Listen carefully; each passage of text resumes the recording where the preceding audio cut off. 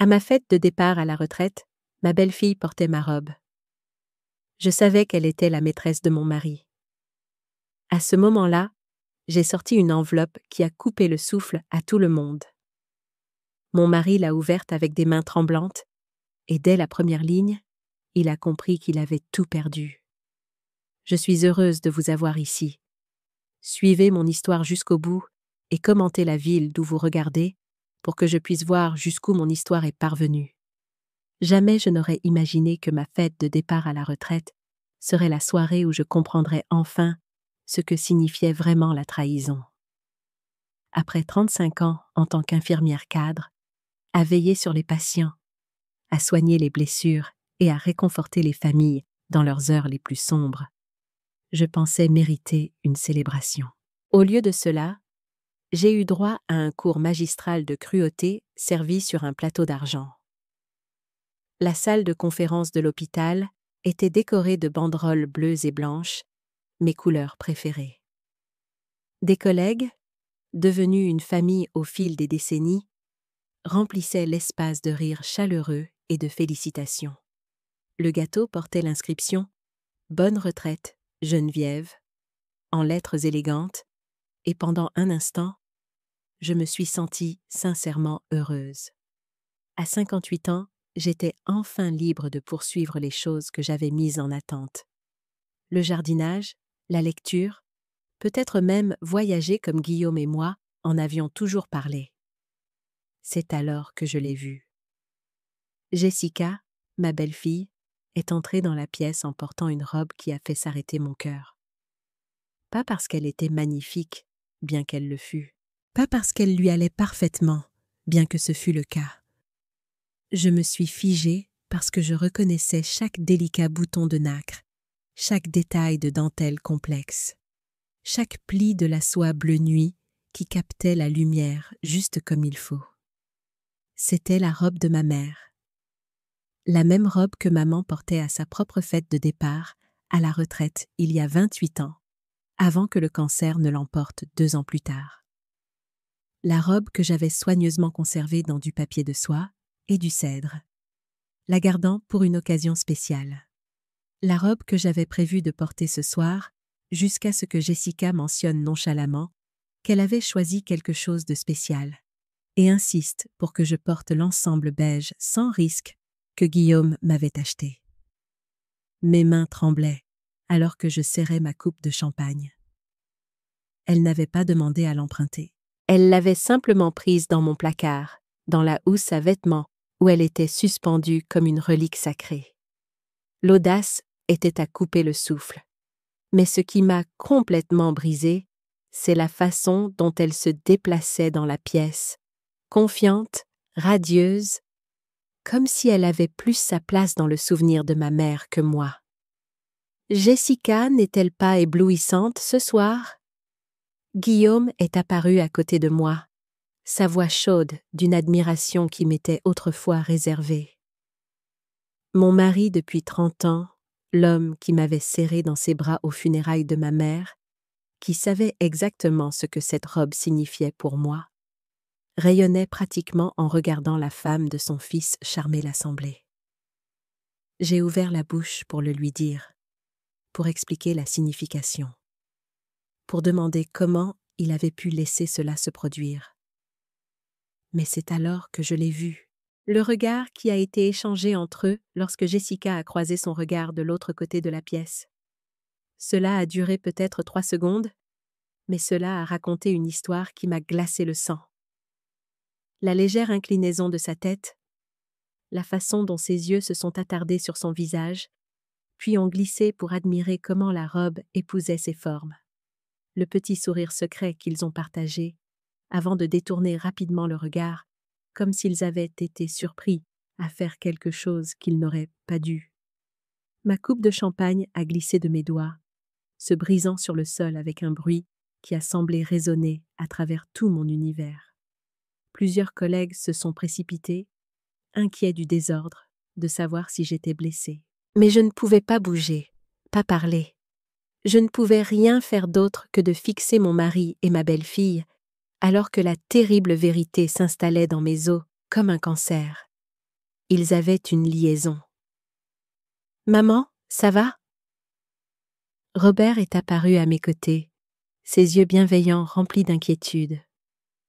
Doux Robert, qui avait hérité de ma nature compatissante et de la fiabilité constante de son père. Robert, qui cumulait 2 emplois pour satisfaire les goûts de luxe de Jessica et n'avait aucune idée que sa femme détruisait sa famille de l'intérieur. « Je vais bien, mon chéri », ai-je réussi à dire, forçant un sourire qui ressemblait à du verre brisé contre mes lèvres. Juste maladroite.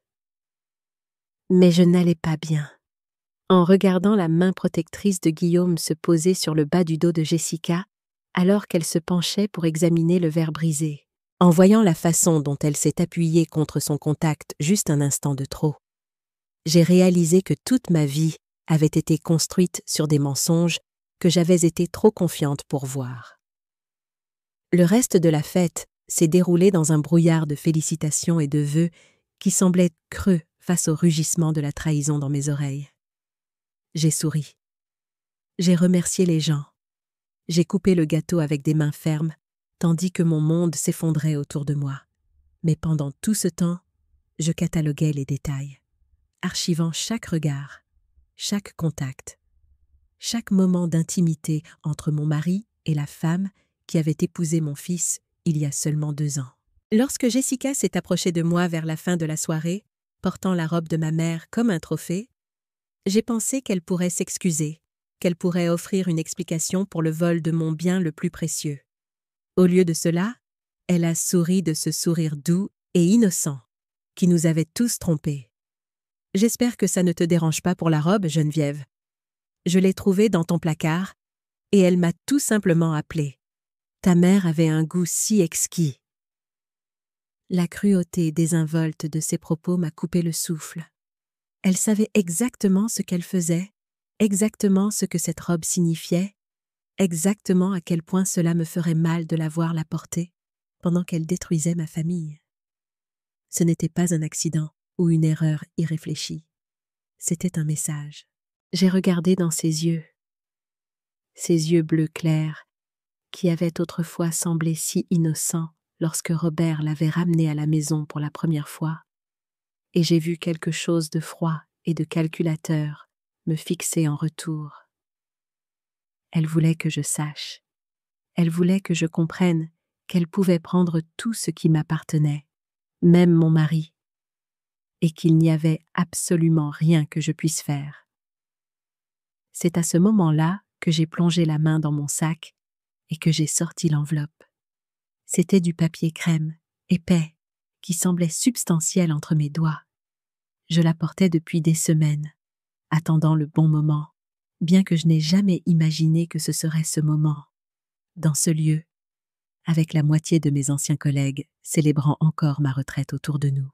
« Guillaume » ai-je appelé doucement, ma voix tranchant la conversation ambiante comme une lame.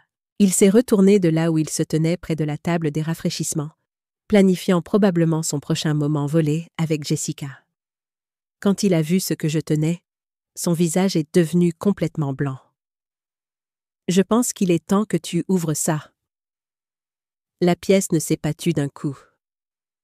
C'était plutôt comme des dominos qui tombaient, les conversations s'arrêtant par vagues, alors que les gens remarquaient la tension qui crépitait entre nous. Les mains de Guillaume tremblaient alors qu'il tendait la main vers l'enveloppe. Et j'ai vu le masque confiant de Jessica glisser juste un instant, révélant la peur en dessous. Il pensait que j'étais la femme naïve et dévouée qui ne soupçonnerait jamais, ne questionnerait jamais, ne se défendrait jamais. Il pensait que 35 ans à prendre soin des autres m'avaient rendu faible, ne m'avaient appris qu'à nourrir et à pardonner. Ils n'avaient aucune idée de ce qu'ils avaient réveillé. Les doigts tremblants de Guillaume ont tâtonné le bord de l'enveloppe. Mais je n'étais pas prête à ce qu'il l'ouvre tout de suite. Pas alors que la pièce était pleine de mes collègues, pas alors que Robert se tenait là, l'air confus et inquiet. Cette révélation exigeait un cadre plus intime où tout le poids de leur trahison pourrait atterrir correctement. Pas ici, dis-je doucement, reprenant l'enveloppe de ses mains tremblantes. C'est une affaire de famille. Le trajet de retour à la maison a été les 20 minutes les plus longues de ma vie. Guillaume était assis, rigide, sur le siège passager, me jetant des regards furtifs, comme si j'étais une bombe qui pouvait exploser à tout moment. Jessica et Robert suivaient dans leur voiture, et je pouvais voir ses gestes animés dans mon rétroviseur, alors qu'elle essayait probablement de convaincre mon fils que sa mère faisait une sorte de dépression nerveuse. Elle n'avait aucune idée de la minutie avec laquelle j'avais planifié ce moment. Tout avait commencé il y a 6 mois, avec quelque chose d'aussi simple que la lessive. Je rangeais les chemises de Guillaume quand j'ai trouvé un reçu dans sa poche. Dîner pour 2 chez Romano, notre restaurant spécial, un mardi soir où il m'avait dit qu'il travaillait tard. Le repas avait coûté 120 €, bien plus que ce que Guillaume n'aurait jamais dépensé pour un dîner d'affaires. Au début, j'ai trouvé des excuses. Peut-être avait-il invité un client. Peut-être avait-il offert un bon repas à Robert. Peut-être que le reçu ne datait même pas de ce mardi-là. Mais quelque chose me tourmentait. De la même manière que les choses tourmentent une infirmière lorsque les symptômes ne correspondent pas tout à fait au diagnostic évident. Alors, j'ai commencé à faire attention. J'ai remarqué que le téléphone de Guillaume était maintenant toujours face contre table. Comment il avait commencé à prendre une douche dès qu'il rentrait du travail. Comment il s'était soudainement développé un intérêt pour le fitness et avait acheté de nouveaux vêtements sans me le dire. J'ai observé comment les visites de Jessica sont devenues plus fréquentes après que Guillaume a pris sa retraite anticipée l'année dernière. Comment elle semblait toujours les programmer pour quand Robert était au travail. Mais le moment où j'ai su, vraiment su, c'était il y a 3 mois, quand je suis rentrée plus tôt de mon club de lecture. Marguerite avait annulé à la dernière minute à cause d'une migraine. Ainsi, au lieu de discuter de l'écume des jours autour d'un verre de vin et de fromage, je me suis retrouvée à entrer dans ma propre allée à 19h30 un jeudi soir. La voiture de Guillaume était là, ce qui n'était pas inhabituel.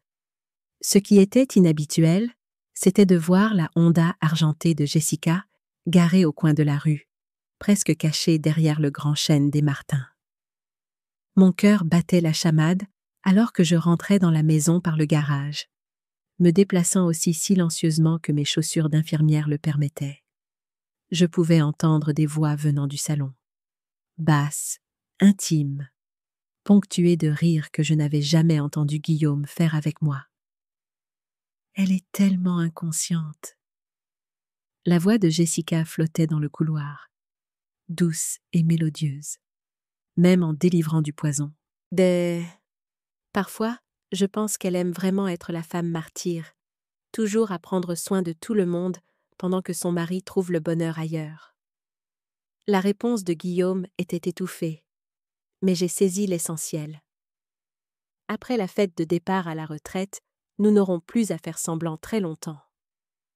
Je suis restée figée dans mon propre couloir, les écoutant planifier la destruction de ma vie, avec le ton désinvolte que les gens utilisent pour discuter de leurs projets de week-end.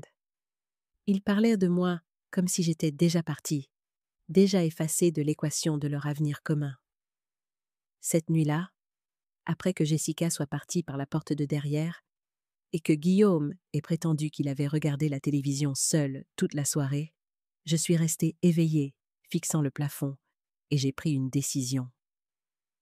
Je n'allais pas les confronter dans le feu de l'action. Je n'allais pas crier, ni pleurer, ni supplier. J'allais faire ce que 35 ans en tant qu'infirmière m'avaient appris à faire. Recueillir des informations, analyser la situation et élaborer un plan de traitement. Le lendemain matin, j'ai engagé un détective privé. Il s'appelait Marc Renaud, un ancien commissaire de police spécialisé dans les cas d'infidélité. Il était aimable, mais direct, comme les médecins avec lesquels j'avais travaillé, qui devaient annoncer des diagnostics dévastateurs avec un professionnalisme doux. « Je dois tout savoir », lui ai-je dit lors de notre première rencontre dans un café de l'autre côté de la ville. Depuis combien de temps ça dure, ce qu'il prévoit, si mon fils est au courant. Maintenant, en entrant dans notre allée avec Guillaume à côté de moi et la voiture de Robert et Jessica juste derrière, je sentais le poids de cette connaissance comme une armure. Il pensait que j'étais faible, crédule, facilement jetable. Il n'avait aucune idée que j'avais passé des mois à monter un dossier contre eux avec la même précision méthodique que j'utilisais autrefois pour suivre les symptômes et les schémas de médication des patients. Alors que nous entrions dans le salon, Guillaume n'arrêtait pas de jeter des coups d'œil à l'enveloppe dans mes mains, la sueur perlant sur son front malgré la climatisation. « Geneviève, peut-être devrions-nous discuter de cela en privé ?» a-t-il suggéré, la voix tendue par une panique à peine dissimulée. « Non, dis-je fermement. Robert mérite de savoir quel genre de femme il a épousé. My modest two-bedroom apartment was comfortable, and I had grown to love my simple lifestyle. The knowledge that I could change it at any moment was enough. I didn't need luxury to be content. Christopher's first years at Harrison Engineering were promising. He worked hard, earned good reviews, and was given increasingly complex projects. But behind the scenes, I was getting different reports from Richard. He has potential, Richard told me during our quarterly lunches. But he's often late, and his attention to detail is lacking. If he weren't your son, I might have had to let him go by now. I was disappointed, but not entirely surprised. Christopher had always been bright enough that school came easily to him, sometimes too easily. He hadn't developed the discipline that comes from genuine struggle. Don't give him special treatment, I insisted. He needs to learn. Richard nodded. Le visage de Robert est passé par une série d'expressions. Confusion, reconnaissance, déni, puis une compréhension dévastatrice qui m'a de nouveau brisé le cœur pour lui. « Maman !» Sa voix était faible, comme quand il avait 7 ans et avait trouvé le chat de notre voisin mort dans notre jardin. Il me regardait, pas la photo, pas sa femme, ni son père, mais moi, comme si je pouvais, d'une manière ou d'une autre, faire en sorte que cela ne soit pas réel. Guillaume s'est élancé en avant, sa main se tendant vers la photographie. « Geneviève, tu ne comprends pas. Ne fais pas ça !» Le mot est sorti plus sec que je ne l'avais prévu, mais il l'a arrêté net. Je n'avais jamais utilisé ce ton avec lui auparavant, jamais en 30 ans de mariage. C'était la voix que je réservais aux médecins qui étaient sur le point de commettre des erreurs avec mes patients. La voix qui avait sauvé des vies parce qu'elle ne souffrait aucune discussion.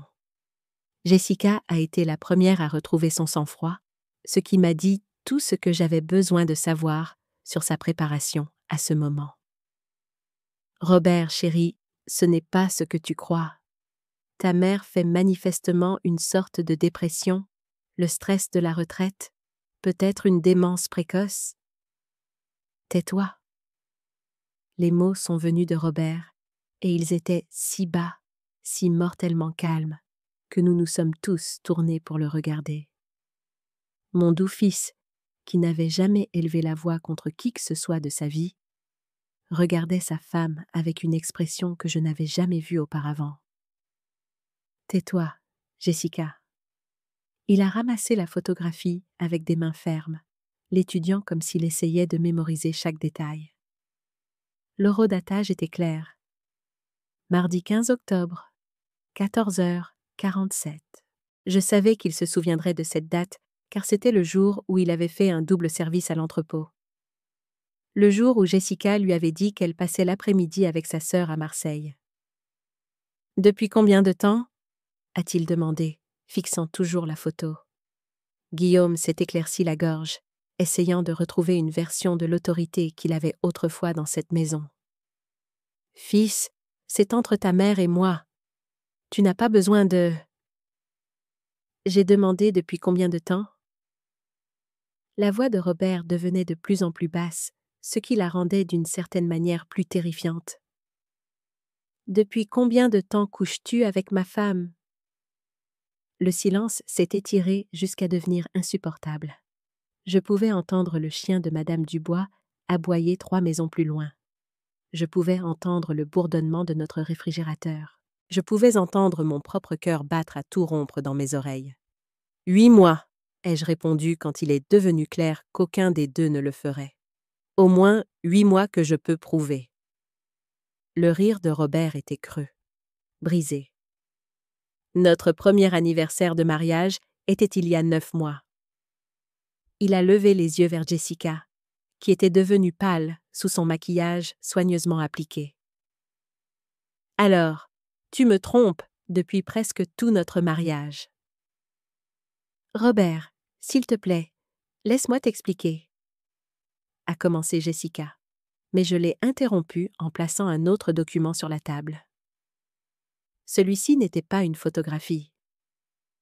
C'était un relevé bancaire montrant le transfert de 25 000 € de notre compte d'épargne joint vers un compte au seul nom de Jessica. La date était d'il y a 6 semaines, juste après que j'ai mentionné mon désir de faire cette croisière en Norvège dont nous parlions depuis des années. Le visage de Guillaume est devenu gris. « Comment as-tu eu ça? » « De la même manière que j'ai eu ça? » J'ai étalé d'autres documents comme si je distribuais des cartes dans un jeu où je détenais tous les as. Des virements bancaires totalisant 87 000 € sur 8 mois. Des relevés de cartes de crédit montrant des dîners coûteux, des chambres d'hôtel, des achats de bijoux que je n'avais jamais vus. Et enfin, le bout de papier qui a fait s'effondrer Guillaume sur sa chaise, comme si tout l'air lui avait été retiré. L'acte de transfert de propriété de notre maison. Tu as mis notre maison à son nom, ai-je dit, ma voix stable malgré la rage qui brûlait dans ma poitrine. La maison que nous avons achetée ensemble quand Robert avait 2 ans. La maison où j'ai vécu pendant 30 ans. Tu l'as cédée à la femme de ton fils sans me le dire. Robert fixait l'acte de transfert, ses mains tremblant maintenant. Papa, dis-moi que ce n'est pas vrai. Dis-moi que tu n'as pas volé la maison de maman pour la donner à la femme avec qui tu couches. Ce n'est pas du vol, a dit faiblement Guillaume. C'est pour protéger les biens en cas de divorce. La maison serait en sécurité. En sécurité pour qui? La voix de Robert s'est brisée. En sécurité pour la femme qui me ment depuis le jour de notre mariage? En sécurité pour toi et ta maîtresse pendant que maman se retrouve sans rien? Jessica a finalement retrouvé sa voix, bien qu'elle soit sortie stridente et désespérée. Vous ne comprenez pas toute la situation. Ton père et moi, nous avons une connexion. Nous nous comprenons d'une manière. Vous vous comprenez si bien que vous avez décidé de voler ma mère? Robert était maintenant debout, faisant les 100 pas comme un animal en cage. Vous vous comprenez si bien que vous vous retrouvez dans des chambres d'hôtel pendant que je fais des heures supplémentaires pour payer tes virées shopping? J'ai regardé le monde de mon fils s'effondrer en temps réel, et une partie de moi regrettait de devoir lui faire ça. Mais il méritait la vérité. Il méritait de savoir que la femme à qui il avait promis sa vie avait calculé sa destruction depuis le tout début. Il y a plus, dis-je doucement, et 3 paires d'yeux se tournèrent vers moi avec des expressions d'effroi. La voix de Guillaume n'était qu'un murmure. Plus? J'ai de nouveau fouillé dans l'enveloppe. Mais cette fois, je n'ai rien sorti. Je l'ai juste tenu là, les laissant imaginer quels autres secrets j'aurais pu découvrir. Quelles autres trahisons j'avais documentées avec le même soin méticuleux que j'utilisais autrefois pour tracer les rétablissements des patients. Le transfert de la maison peut être annulé, dis-je, m'adressant directement à Guillaume. Je suis au courant maintenant, ce qui signifie que je peux le contester. Transfert frauduleux de biens matrimoniaux sans le consentement du conjoint. Mon avocate dit que c'est une affaire gagnée d'avance. Ton avocate? La voix de Jessica était aiguë de peur maintenant. Oh, oui. J'ai une représentation légale depuis un certain temps maintenant. Incroyable ce que l'on peut accomplir quand on ne gaspille pas son énergie dans un mariage mort il y a 8 mois. Je me suis penchée en arrière sur ma chaise, me sentant plus calme que je ne l'avais été depuis des mois. Tu vois, j'ai peut-être été naïve sur le caractère de mon mari, mais je ne suis pas stupide quant à mes droits. Guillaume a tenté une dernière fois de reprendre le contrôle de la situation. Geneviève, nous pouvons arranger ça. Nous n'avons pas besoin d'avocat. Nous n'avons pas besoin de rendre ça sordide. Sordide? J'ai ri et j'ai été surprise de voir à quel point cela sonnait authentique. Guillaume, tu m'as systématiquement volé pendant 8 mois tout en couchant avec notre belle-fille. Elle a porté la robe de ma mère à ma fête de départ à la retraite comme une sorte de trophée. Comment cela pourrait-il devenir plus sordide? C'est alors que j'ai vu quelque chose changer dans l'expression de Jessica. Le masque de confusion innocente a finalement glissé complètement, révélant le calcul froid en dessous. Elle avait été prise, acculée, et maintenant, elle se préparait à riposter avec les armes qui lui restaient. « Tu te crois si intelligente ?» dit-elle, sa voix tombant à un ton presque conversationnel. « Tu penses avoir tout compris, mais tu n'as aucune idée de ce à quoi tu as vraiment affaire. » Robert se tourna pour fixer sa femme, et je pouvais le voir reconnaître quelque chose dans son ton qu'il avait probablement entendu auparavant, mais jamais compris. « Qu'est-ce que ça veut dire ?» demanda-t-il. Le sourire de Jessica était tranchant comme un rasoir. « Ça veut dire que ta précieuse mère n'est pas la victime qu'elle prétend être. » Elle se tourna vers moi. « Dis-leur, Geneviève, parle-leur des pilules. » Mon sang se glaça. Les mots de Jessica flottaient dans l'air, comme un gaz toxique. Et je sentis cette oppression familière dans ma poitrine qui venait quand on était acculé par quelqu'un qui pensait détenir une carte maîtresse. Mais après 35 ans de soins infirmiers, j'avais appris que les adversaires les plus dangereux étaient souvent ceux qui sous-estimaient ce que vous saviez de leurs armes. « Les pilules » répéta-t-elle, sa voix gagnant en assurance alors qu'elle observait mon visage. « Vas-y, Geneviève. Parle à Robert et Guillaume de ton petit problème de prescription. » Le visage de Robert se plissa de confusion. « Quelle pilule, maman ?» De quoi parle-t-elle? Je pouvais sentir les yeux de Guillaume sur moi, se demandant probablement si sa maîtresse venait de lui offrir une sorte de salut face au décombre de sa liaison exposée. Mais j'ai gardé une expression neutre, mes mains stables, ma voix calme. « Je pense que Jessica devrait expliquer ce qu'elle veut dire, » dis-je tranquillement, puisqu'elle semble en savoir tant à ce sujet. Le sourire de Jessica s'élargit et je pus la voir se préparer à porter ce qu'elle pensait être un coup fatal. « Ta mère vole des médicaments à l'hôpital depuis des mois, de l'oxycodone, du Percocet, du Lexomil. Je l'ai surprise avec une bouteille entière de pilules qu'elle avait prises à la pharmacie. Elle les gobe comme des bonbons, probablement pour les vendre aussi. L'accusation était si scandaleuse, si complètement fabriquée, que pendant un moment, j'ai failli rire. Presque. Mais ensuite, j'ai vu le visage de Robert. J'ai vu la graine du doute que les mots de Jessica avaient planté. Et j'ai réalisé que ce n'était pas un désespoir aléatoire. C'était une attaque planifiée. Quelque chose qu'elle avait gardé en réserve pour exactement ce moment. « C'est une accusation grave, » dit lentement Guillaume. Et je pouvais entendre l'espoir dans sa voix. Si j'étais une toxicomane, si j'étais une voleuse, alors peut-être qu'il n'était pas le monstre dans cette histoire. Peut-être que j'étais aussi mauvaise que lui. « C'est aussi complètement faux, » dis-je, sortant mon téléphone de mon sac. « Mais intéressant que tu sois au courant, Jessica, puisque cela ne s'est jamais produit. » Sa confiance vacilla un instant, mais elle insista. « J'ai des photos.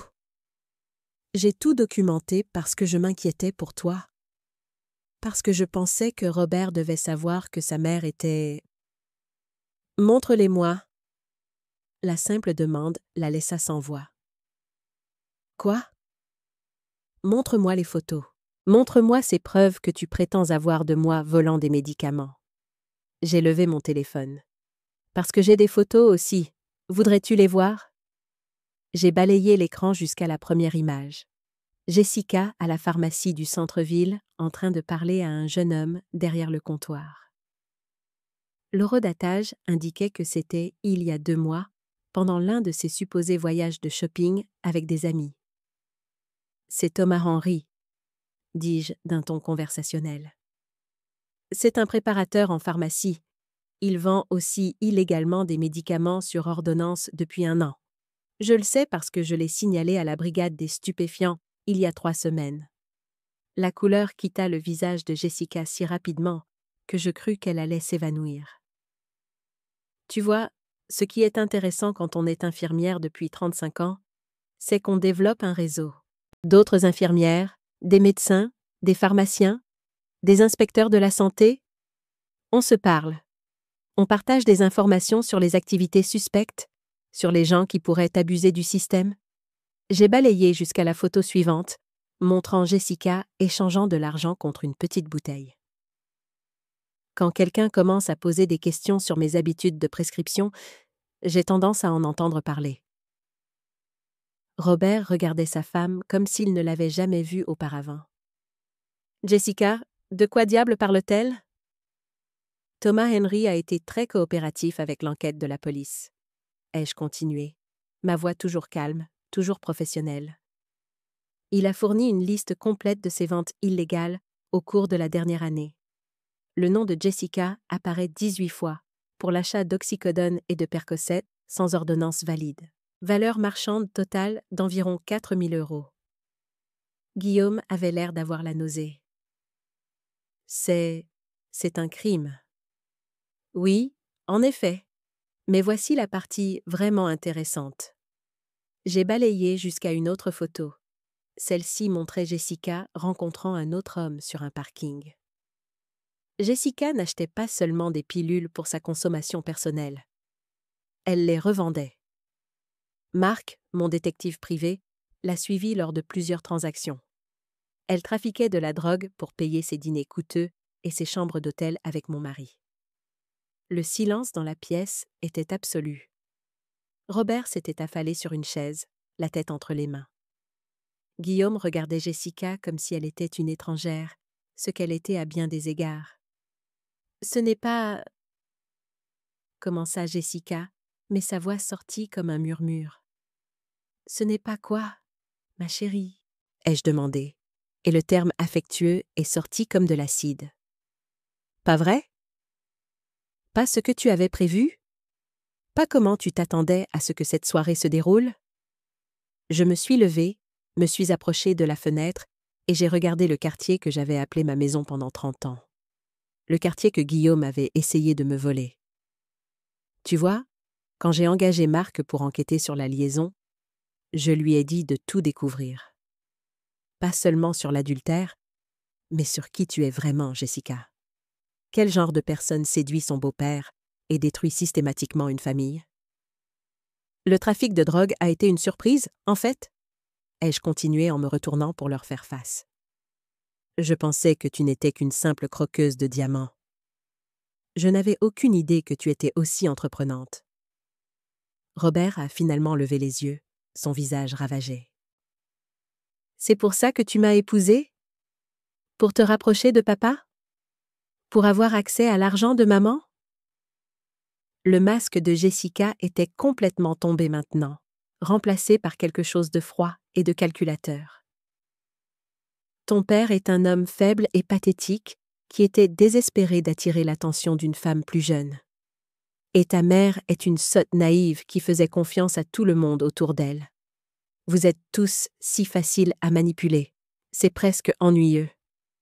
La cruauté désinvolte dans sa voix était à couper le souffle.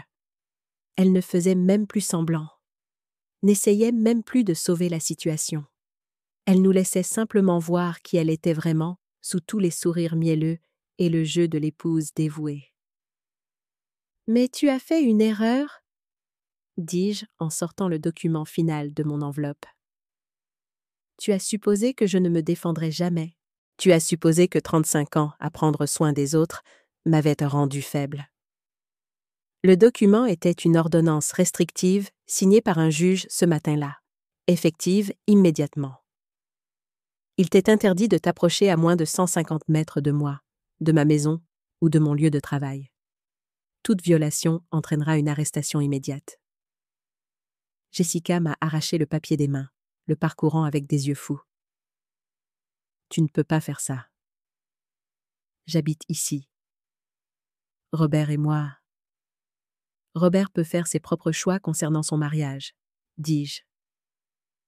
Mais tu ne feras pas ces choix dans ma maison.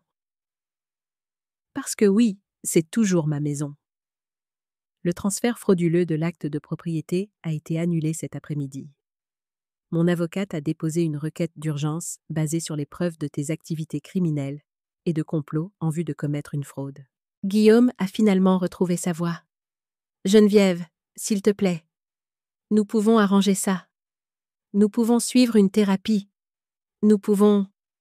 Non, Guillaume, nous ne pouvons pas. J'ai regardé l'homme que j'avais passé 30 ans à aimer, l'homme à qui j'avais confié mon avenir, ma sécurité, mon cœur. Parce que ce n'est pas une question de passion, de crise de la quarantaine ou de s'éloigner l'un de l'autre. C'est une question de toi, choisissant de me détruire systématiquement pour une femme qui trafique de la drogue et épouse les gens pour leur argent. J'ai rassemblé les photographies et les documents, les glissant dans l'enveloppe avec des mains fermes. Je vais rester chez ma sœur ce soir. Guillaume, tu as 24 heures pour déménager tes affaires de ma maison. Après cela, tu seras en violation de propriété. Où vais-je aller? A-t-il demandé. Et pour la première fois depuis que tout a commencé, il avait l'air de l'homme que j'avais autrefois aimé, perdu, confus, effrayé. Je m'en fiche complètement, ai-je dit, et je le pensais. Peut-être que Jessica pourra partager sa cellule de prison avec toi. Je suis sûre que vous trouverez une solution. Alors que je me dirigeais vers la porte, Jessica m'a appelé, sa voix aiguë de désespoir. « Tu crois que tu as gagné quelque chose? Tu crois que détruire ta propre famille te rend forte? » Je me suis retournée une dernière fois, regardant cette femme qui avait essayé de voler ma vie, qui avait pensé que j'étais trop faible et trop confiante pour me défendre. Je n'ai pas détruit cette famille, Jessica. C'est toi qui l'as fait. J'ai sauvé ce qu'il en restait. Je n'ai pas dormi cette nuit-là. J'étais assise dans la chambre d'amis de ma sœur Catherine, regardant son jardin tandis que mon téléphone vibrait avec des messages de plus en plus désespérés de Guillaume. Vers 3 heures du matin, ils étaient passés des excuses aux menaces, puis à des plaidoyers pathétiques de pardon. J'ai supprimé chacun d'eux sans lire au-delà de la première ligne. À l'aube, j'ai fait du café et j'ai appelé Marc. « C'est fait, » lui ai-je dit quand il a répondu à la deuxième sonnerie. « Ils sont au courant de la liaison? Des transferts d'argent, du trafic de drogue de Jessica. Guillaume déménage aujourd'hui. » Comment l'ont-ils pris? Sa voix était douce, professionnelle. Au cours des derniers mois, il était devenu plus qu'un simple enquêteur. Il était devenu un ami, quelqu'un qui comprenait ce que l'on ressentait lorsque son monde était systématiquement démantelé par des personnes de confiance. À peu près comme on pouvait s'y attendre. Mais Marc, il y a autre chose. Quelque chose que je ne leur ai pas dit hier soir parce que je voulais d'abord le digérer. Il y eut une pause. Le test de grossesse. Tu savais? Je m'en doutais. Jessica a consulté une gynécologue à Aix-en-Provence, le docteur Sarah Chen. J'ai les registres de ses rendez-vous remontant à 3 mois. Mes mains se sont crispées autour de la tasse de café. 3 mois. De combien de temps est-elle enceinte? D'après la fréquence des rendez-vous et certains dossiers médicaux auxquels j'ai pu accéder, environ 4 mois. 4 mois, cela signifiait une conception en juin. En juin, lorsque Guillaume et moi étions allés en thérapie de couple, lorsqu'il m'avait tenu la main et promis que nous pourrions surmonter nos problèmes, lorsqu'il avait fait l'amour avec moi et murmuré que nous trouverions un moyen de nous reconnecter à la retraite. Il avait mis enceinte la femme de son fils tout en me mentant effrontément sur le fait de sauver notre mariage. Il y a plus, a continué Marc, et je pouvais entendre des papiers bruire en arrière-plan. Les dossiers de l'hôpital montrent que ce n'est pas la première grossesse de Jessica. Elle a eu un avortement il y a 2 ans, environ 6 mois avant d'épouser Robert. La chronologie m'a frappé comme un coup physique. « Guillaume », ai-je murmuré, le mot à peine audible. Les dossiers médicaux ne précisent pas la paternité, mais le calendrier suggère que c'est possible. Si c'est vrai, alors la relation de Guillaume et Jessica est antérieure à son mariage avec votre fils d'au moins 6 mois. J'ai posé ma tasse de café avant que mes mains tremblantes ne la laissent tomber. Ce n'était pas une liaison qui s'était développée avec le temps. C'était un plan calculé à long terme. Jessica était tombée enceinte de Guillaume, avait interrompu la grossesse, puis avait épousé Robert comme couverture tout en poursuivant sa relation avec son père. J'ai besoin de ces dossiers médicaux, ai-je dit. Ils sont déjà en route vers votre avocate, Geneviève. Je dois vous demander, qu'allez-vous faire de cette information? J'ai regardé le jardin de Catherine, les roses qu'elle entretenait depuis 20 ans, la vie qu'elle avait construite avec patience, soin et un travail honnête. Je vais finir ce que j'ai commencé. La première chose dont j'avais besoin était une image plus claire de qui était vraiment Jessica Smith. Pas la jeune femme douce et un peu naïve qui s'était frayé un chemin dans notre famille, mais la vraie Jessica, celle qui avait été assez calculatrice pour séduire à la fois un père et son fils. Marc avait déjà fait des recherches préliminaires, mais maintenant j'avais besoin qu'il creuse plus profondément. D'où venait-elle? Qui étaient ses parents? Comment était sa vie avant de rencontrer Robert? Avant de rencontrer Guillaume? J'aurais besoin de quelques jours, a dit Marc lorsque j'ai exposé ma demande. Son nom de jeune fille est Dubois, mais elle a beaucoup déménagé. Région parisienne, Côte d'Azur, Lyon. Elle ne semble pas avoir maintenu de lien à long terme. Aucun réseau social de plus de 3 ans. C'est un signal d'alarme en soi, ai-je dit. La plupart des femmes de son âge ont des empreintes numériques remontant au lycée. Exactement. C'est comme si elle avait délibérément effacé son passé. Pendant que Marc travaillait sa magie d'enquêteur, j'ai contacté Nancy Wilson, le seul nom qui était apparu dans ses recherches initiales. Une ancienne colocataire de Lyon qui avait déménagé à Lille il y a 2 ans. Il a fallu un peu de persuasion et une promesse de confidentialité, mais Nancy a finalement accepté un appel téléphonique. Sa voix était hésitante, presque craintive, lorsqu'elle a répondu. « Je ne parle généralement pas de Jessica », a-t-elle dit après que je me sois présentée. « Ça ne se termine jamais bien. »« Je peux imaginer », ai-je répondu en gardant ma voix neutre. « Mais je ne cherche pas à causer de problème. J'essaie de comprendre qui elle est vraiment. » Le rire de Nancy était amer. « Bonne chance avec ça. Jessica est qui elle a besoin d'être pour obtenir ce qu'elle veut. » Au cours de l'heure suivante, Nancy a brossé le portrait d'une jeune femme qui avait maîtrisé l'art de la réinvention. Jessica Dubois avait grandi dans une famille de classe moyenne à Grenoble, mais le divorce amer de ses parents quand elle avait 12 ans avait laissé de profondes cicatrices.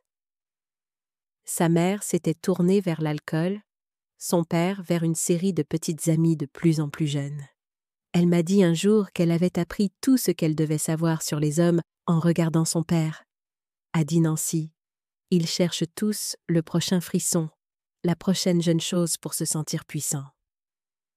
Selon Nancy, Jessica avait développé un schéma dès le début de la vingtaine. Elle ciblait des hommes plus âgés, établis, généralement mariés, toujours riches, les charmait, couchait avec eux et en extrayait le plus possible avant de passer à autre chose. Elle sortait avec ce banquier d'investissement quand nous étions colocataires. Le type avait au moins 50 ans, marié depuis 20 ans.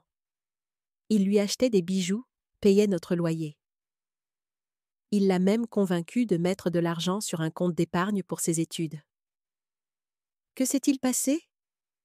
Ai-je demandé, bien que je puisse le deviner. Il voulait quitter sa femme, installer Jessica dans un appartement qu'il avait acheté. Ça ne faisait pas partie de son plan. Elle a disparu un week-end, a vidé ses affaires, lui a laissé un mot disant qu'elle avait rencontré quelqu'un d'autre. Le pauvre gars s'est présenté à notre appartement en pleurant, tenant ce bracelet en diamant qu'il lui avait acheté. Je n'ai pas eu le cœur de lui dire qu'elle avait déjà vendu les 3 premiers qu'il lui avait offerts. Mon estomac s'est noué. A-t-elle déjà parlé de vouloir des enfants? De fonder une famille? L'hésitation de Nancy était une réponse suffisante. Pas de la manière dont vous l'entendez. Elle parlait des enfants comme d'un levier. Elle disait qu'un bébé était la police d'assurance ultime. Après avoir raccroché avec Nancy, je me suis assise dans la cuisine de Catherine, nauséeuse. Cette femme, cette prédatrice, avait jeté son dévolu sur ma famille. Avait-elle ciblé Guillaume en premier? Ou avait-elle rencontré Robert et l'avait-elle vu comme un moyen d'accéder à l'argent de son père? Quoi qu'il en soit, le calcul était glaçant. Elle avait épousé mon fils tout en prévoyant d'avoir l'enfant de mon mari. Tout cela dans le cadre d'un stratagème financier tordu. Mon téléphone a sonné, interrompant mes sombres pensées. C'était Marc. « J'ai trouvé quelque chose », a-t-il dit sans préambule. Jessica Dubois a été mariée avant, 2 fois. J'ai serré le téléphone plus fort. Quoi?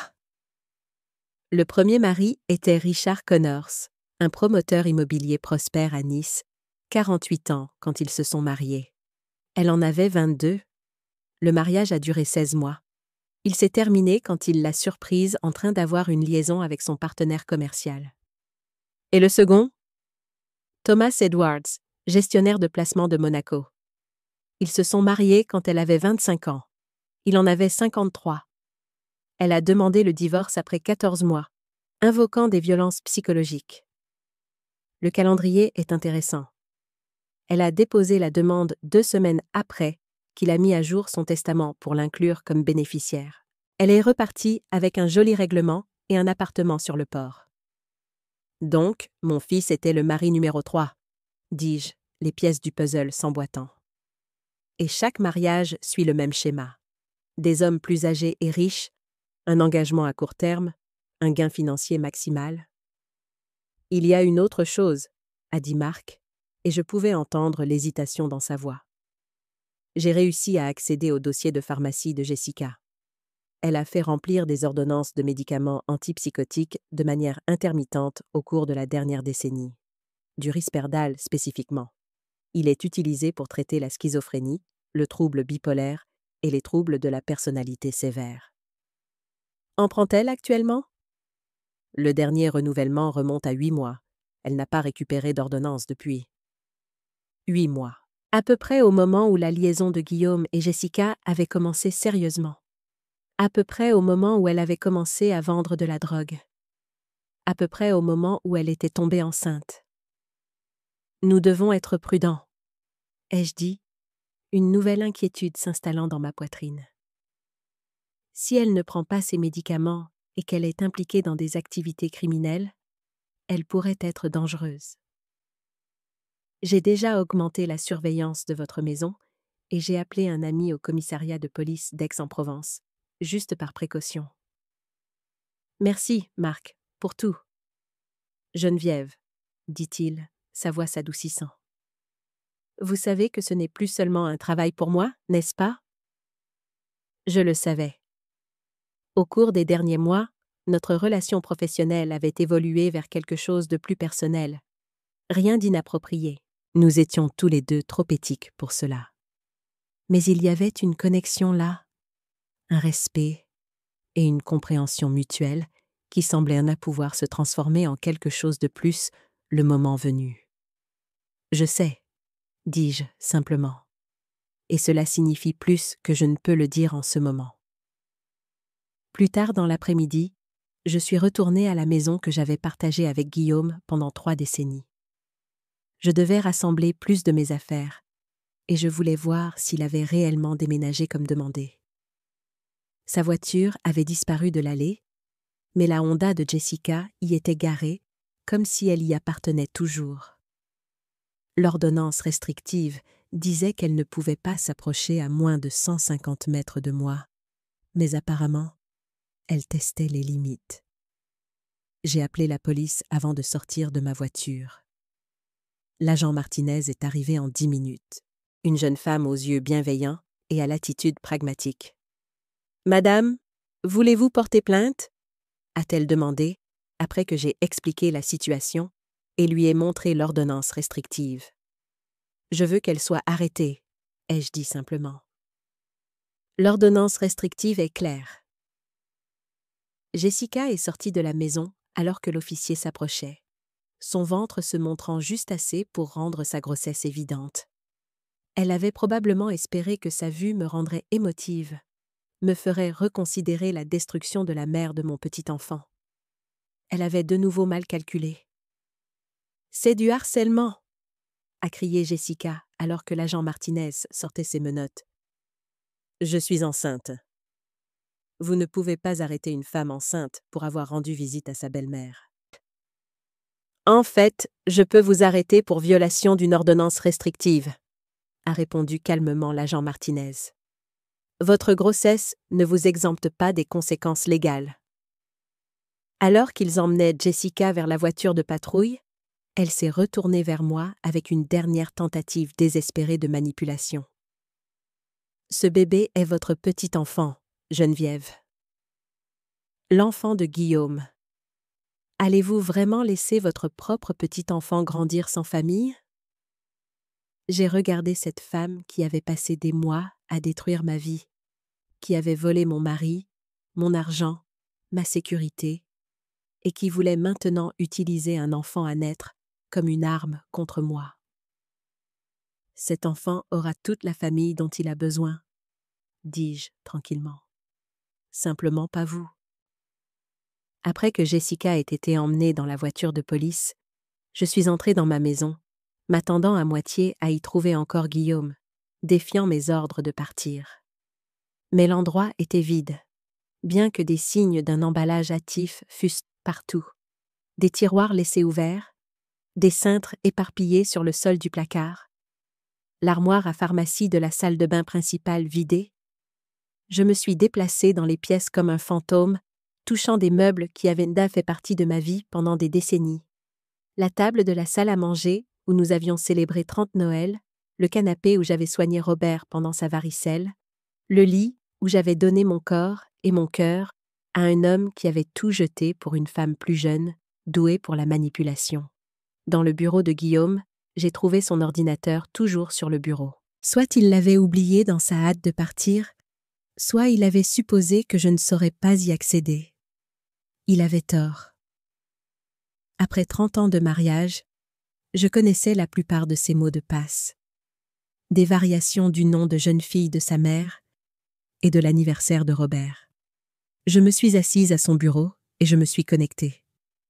Pas tout à fait sûre de ce que je cherchais, mais sachant que je devais comprendre toute l'étendue de sa trahison. La piste financière que Marc avait découverte n'était que le début. Je devais voir par moi-même jusqu'où allait cette conspiration. Sa messagerie électronique a été le premier endroit où j'ai regardé, en triant par l'adresse de Jessica. J'ai trouvé des centaines de messages remontant à près de 3 ans, bien avant qu'elle ne rencontre Robert, confirmant mes pires soupçons. Ils avaient comploté cela depuis le début. Robert n'était pas la cible de Jessica. Il était sa couverture. J'ai téléchargé les emails sur une clé USB, les mains tremblant d'un mélange de rage et de justification.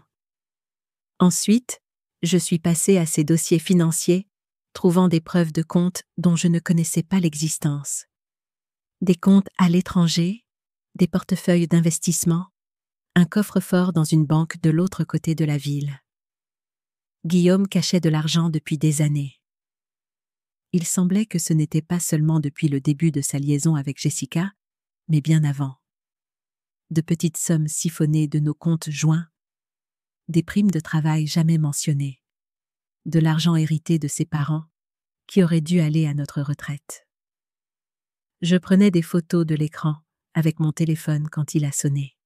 C'était Suzanne Mercier, mon avocate. Geneviève, j'ai examiné les documents de Marc. Nous devons agir rapidement.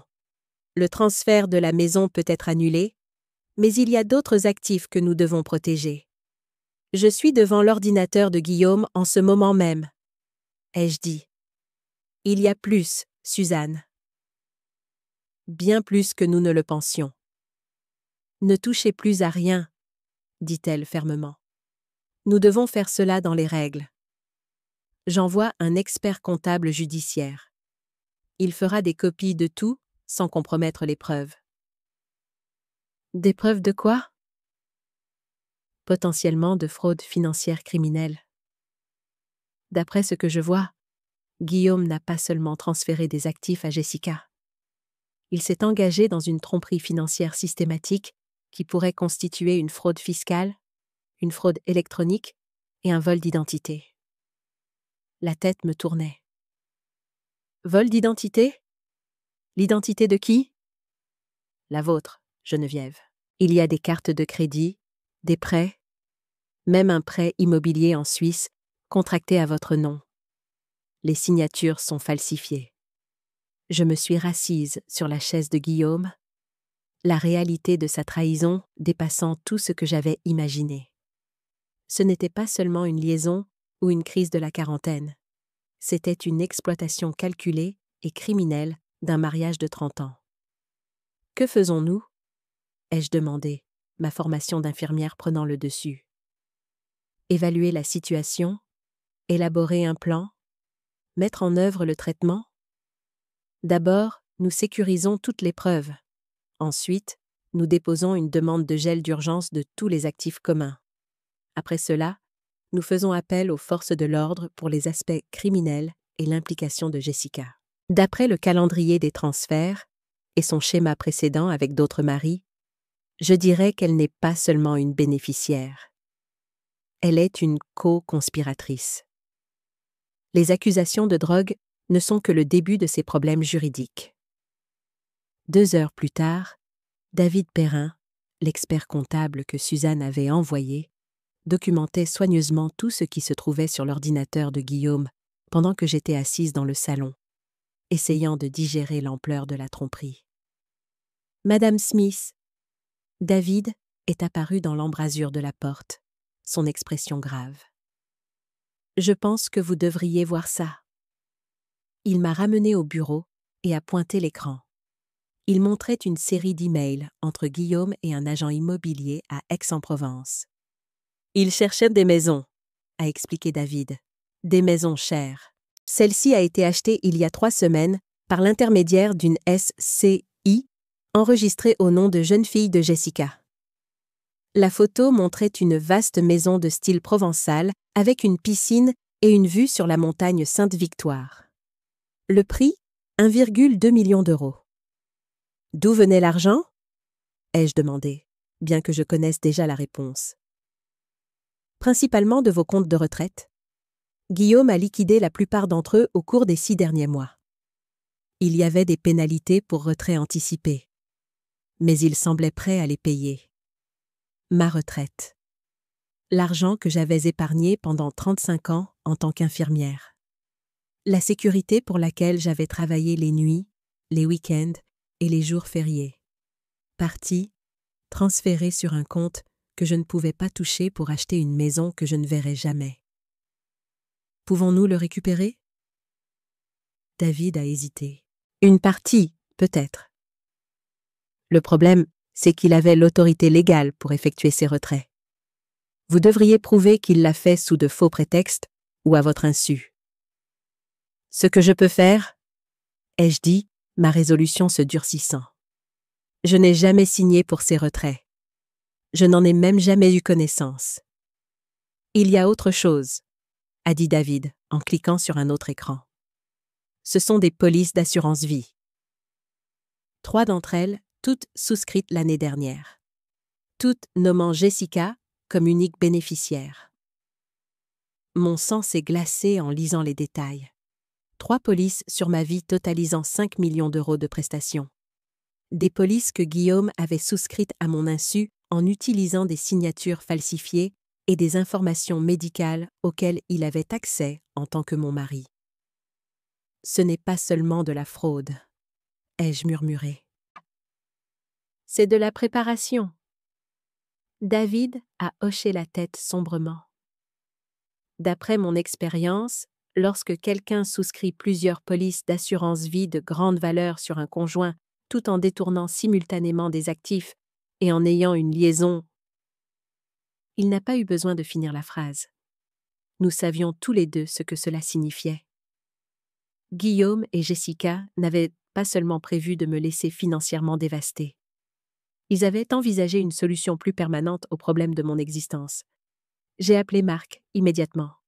« J'ai besoin que tu me rejoignes à la maison », ai-je dit sans préambule, « et apporte tout l'équipement que tu utilises pour rechercher des dispositifs de surveillance. »« Que s'est-il passé ?» a-t-il demandé, instantanément alerte. Guillaume a souscrit des polices d'assurance vie sur moi. Plusieurs polices, toutes au profit de Jessica. J'ai besoin de savoir s'ils m'ont surveillée, s'ils ont planifié. Quelque chose de pire. Marc est arrivé 20 minutes plus tard avec un sac de sport rempli d'équipements.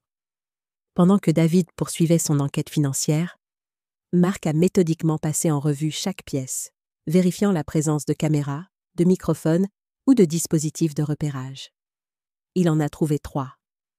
Une petite caméra cachée dans un détecteur de fumée dans la chambre. Un dispositif d'écoute scotché sous la table de la cuisine. Un traceur GPS fixé magnétiquement sous ma voiture. « Ils vous ont observé », a dit Marc, plaçant les dispositifs dans des sacs de preuves. « Écoutant vos conversations, suivant vos mouvements. » « Depuis quand ?» Il a examiné les dispositifs de plus près. D'après la durée de vie de la batterie de ces modèles, je dirais pas plus de 2 mois. C'est une escalade récente. 2 mois. À peu près au moment où je l'avais engagé pour enquêter sur la liaison. Avait-il découvert quelque chose? M'avait-il surveillé pendant que je les surveillais?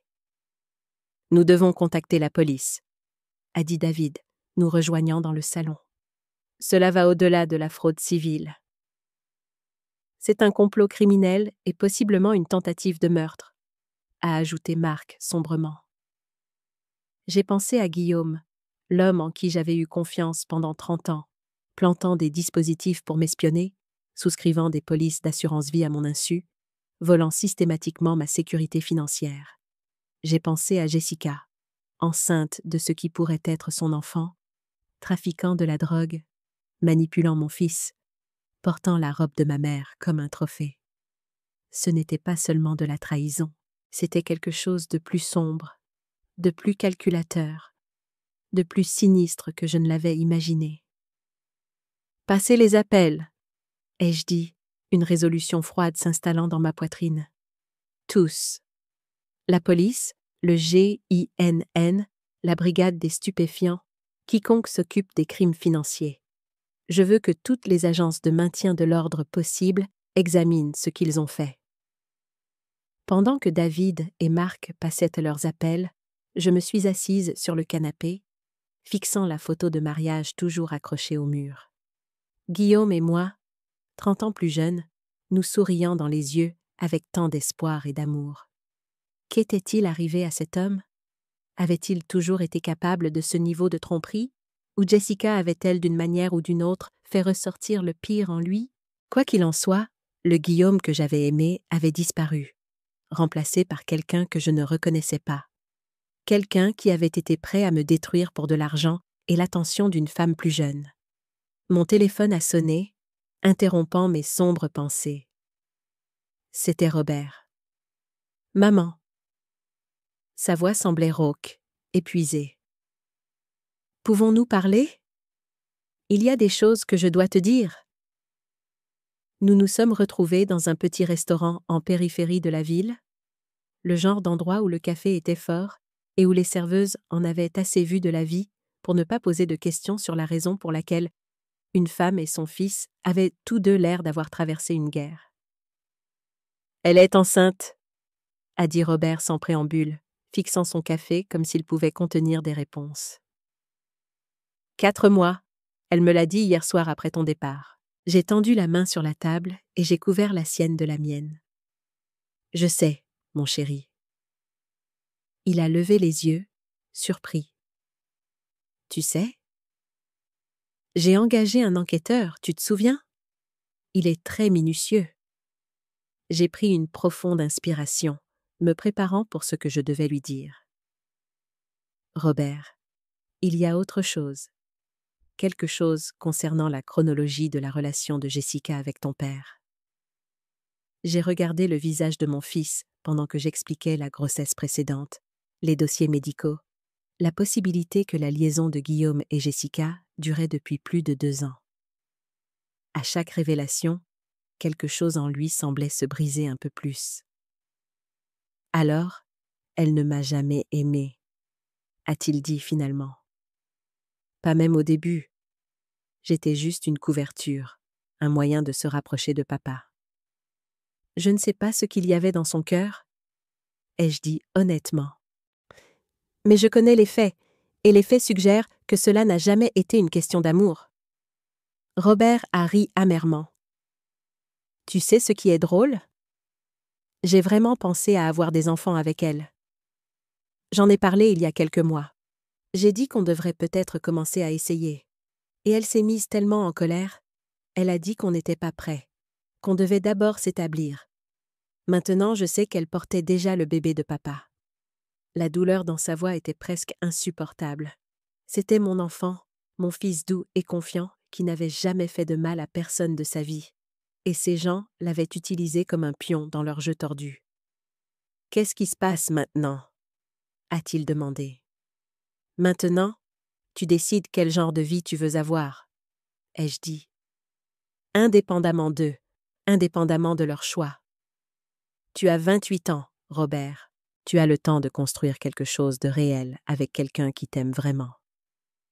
Et papa ? J'ai pensé à Guillaume, à 30 ans de mariage, à l'homme que je pensais connaître, et à l'étranger qui me volait depuis des mois. Ton père a fait ses choix. Maintenant, il doit vivre avec les conséquences. Robert a hoché la tête lentement, puis a fouillé dans sa poche et a sorti un petit carnet. J'ai trouvé ça dans les affaires de Jessica quand je faisais ses cartons hier soir. Je pense que tu devrais le voir. Le carnet était petit, relié en cuir, avec les initiales de Jessica gravées sur la couverture. Je l'ai ouvert avec précaution, ne sachant pas à quoi m'attendre. À l'intérieur, il y avait des listes des comptes et mots de passe de Guillaume, des listes de mes routines quotidiennes, des listes de médicaments qui, combinés à l'alcool, pouvaient provoquer une insuffisance cardiaque ou un accident vasculaire cérébral, des listes de mes conditions médicales qui pourraient faire paraître une telle mort naturelle, et le plus glaçant, une chronologie, un plan menant à ce qu'elle avait étiqueté jour J, dans 6 semaines, lorsque je devais me rendre au chalet de Catherine, au bord du lac, pour un week-end de retraite. L'entrée disait simplement « Accident au lac. GS identifiera le corps ». Mes mains tremblaient en tournant les pages, lisant entrée après entrée, détaillant comment Jessica s'était systématiquement immiscée dans nos vies, comment elle avait identifié Guillaume comme une cible bien avant de rencontrer Robert, comment elle avait utilisé mon fils comme un moyen d'accéder à mon mari et aux biens de notre famille. « Il y a plus », a dit Robert, sa voix tendue par une émotion contenue. « Continue de lire. » Je suis allée aux dernières pages et j'ai trouvé des entrées sur Robert lui-même. Des évaluations cliniques et détachées de son utilité, de sa naïveté, de sa dévotion irritante envers moi. Des plans pour l'éloigner progressivement de moi, pour le monter contre moi en utilisant des histoires fabriquées d'abus de médicaments sur ordonnance. Et enfin, après le jour J, des plans pour le propre accident de Robert, un accident de randonnée qui laisserait Jessica comme la veuve et mère éplorée, avec Guillaume comme le beau-père de soutien. Tous deux héritant de tout. Ils avaient prévu de nous tuer tous les deux. J'ai fermé le carnet. Ma formation d'infirmière était la seule chose qui m'empêchait de m'effondrer complètement. Évaluer, planifier, mettre en œuvre. Ne pas laisser l'émotion submerger la raison. Nous devons apporter ça à la police, ai-je dit, ma voix plus stable que je ne le sentais. Maintenant. Robert a hoché la tête, son visage pâle mais déterminé.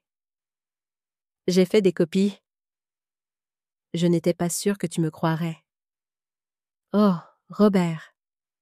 J'ai tendu la main sur la table et j'ai pris la sienne. Je te croirai toujours. Toujours. 2 heures plus tard, nous étions assis dans le bureau du commissaire Sarah Dubois, à l'hôtel de police de la ville, le carnet dans un sac de preuves sur son bureau, nos dépositions enregistrées et signées. C'est très détaillé, a dit le commissaire Dubois en levant les yeux du carnet. Un complot prémédité et documenté pour commettre plusieurs crimes, y compris le meurtre. Est-ce que ce sera suffisant pour les retenir? Ai-je demandé. Jessica a déjà été libérée sous caution pour la violation de l'ordonnance restrictive. Plus maintenant? Le commissaire Dubois a tapoté sur l'écran de son ordinateur. Avec ces preuves, nous avons déjà révoqué sa caution et émis un mandat d'arrêt. Des agents vont l'arrêter au moment où nous parlons. Et mon père? A demandé Robert, sa voix faible. L'expression du commissaire Dubois s'est légèrement adoucie. Nous l'amenons pour interrogatoire.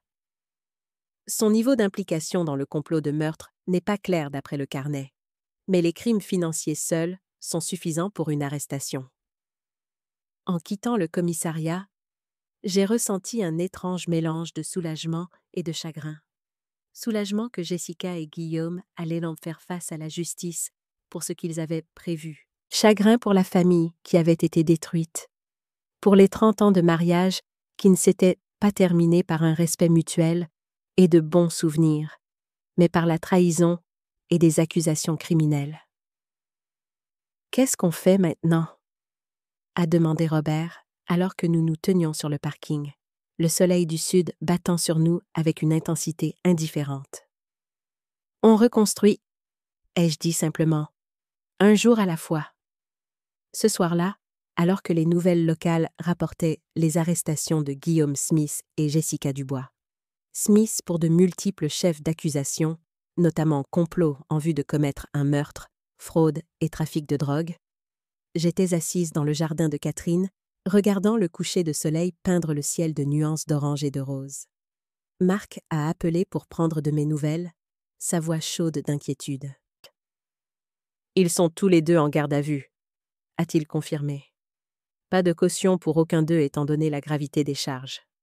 « Merci », ai-je dit. « Pour tout, si tu n'avais pas été si minutieux dans ton enquête. »« Ne pense pas à ça, » dit-il fermement. « Tu es en sécurité maintenant. » C'est ce qui compte. En raccrochant, j'ai réalisé qu'il avait raison.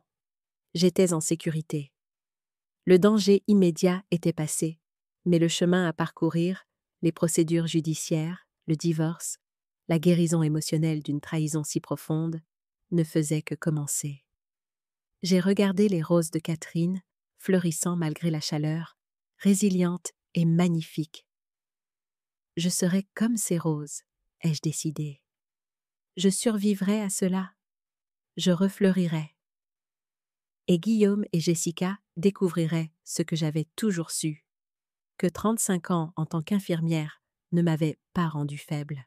Ils m'avaient rendue forte, assez forte pour me battre pour ma vie, ma dignité et mon avenir. Peu importe qui essayait de me les prendre.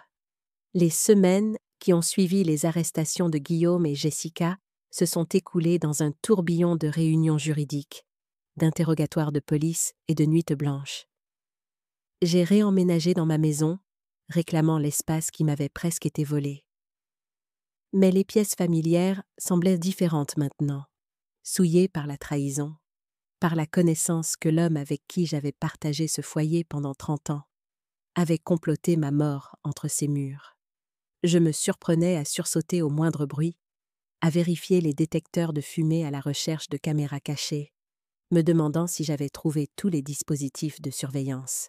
Marc avait inspecté la maison 3 fois, la déclarant propre. Mais la violation de l'intimité avait laissé des cicatrices invisibles.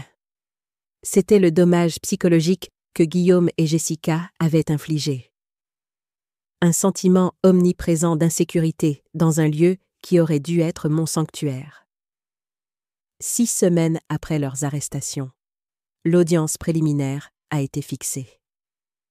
Suzanne m'avait préparé à ce à quoi je devais m'attendre, mais rien n'aurait pu vraiment me préparer à l'expérience de voir Guillaume et Jessica dans la salle d'audience. Tous deux en combinaison orange, tous deux avec le regard vide de personnes dont les plans soigneusement construits s'étaient effondrés de manière spectaculaire. « Souvenez-vous » a murmuré Suzanne alors que nous prenions nos sièges. « Ne les regardez pas dans les yeux. Ne réagissez à rien de ce qu'ils disent. Laissez-moi et la procureure gérer tout. » Robert était assis à côté de moi, son visage un masque de détermination. Il avait lutté plus que moi à certains égards.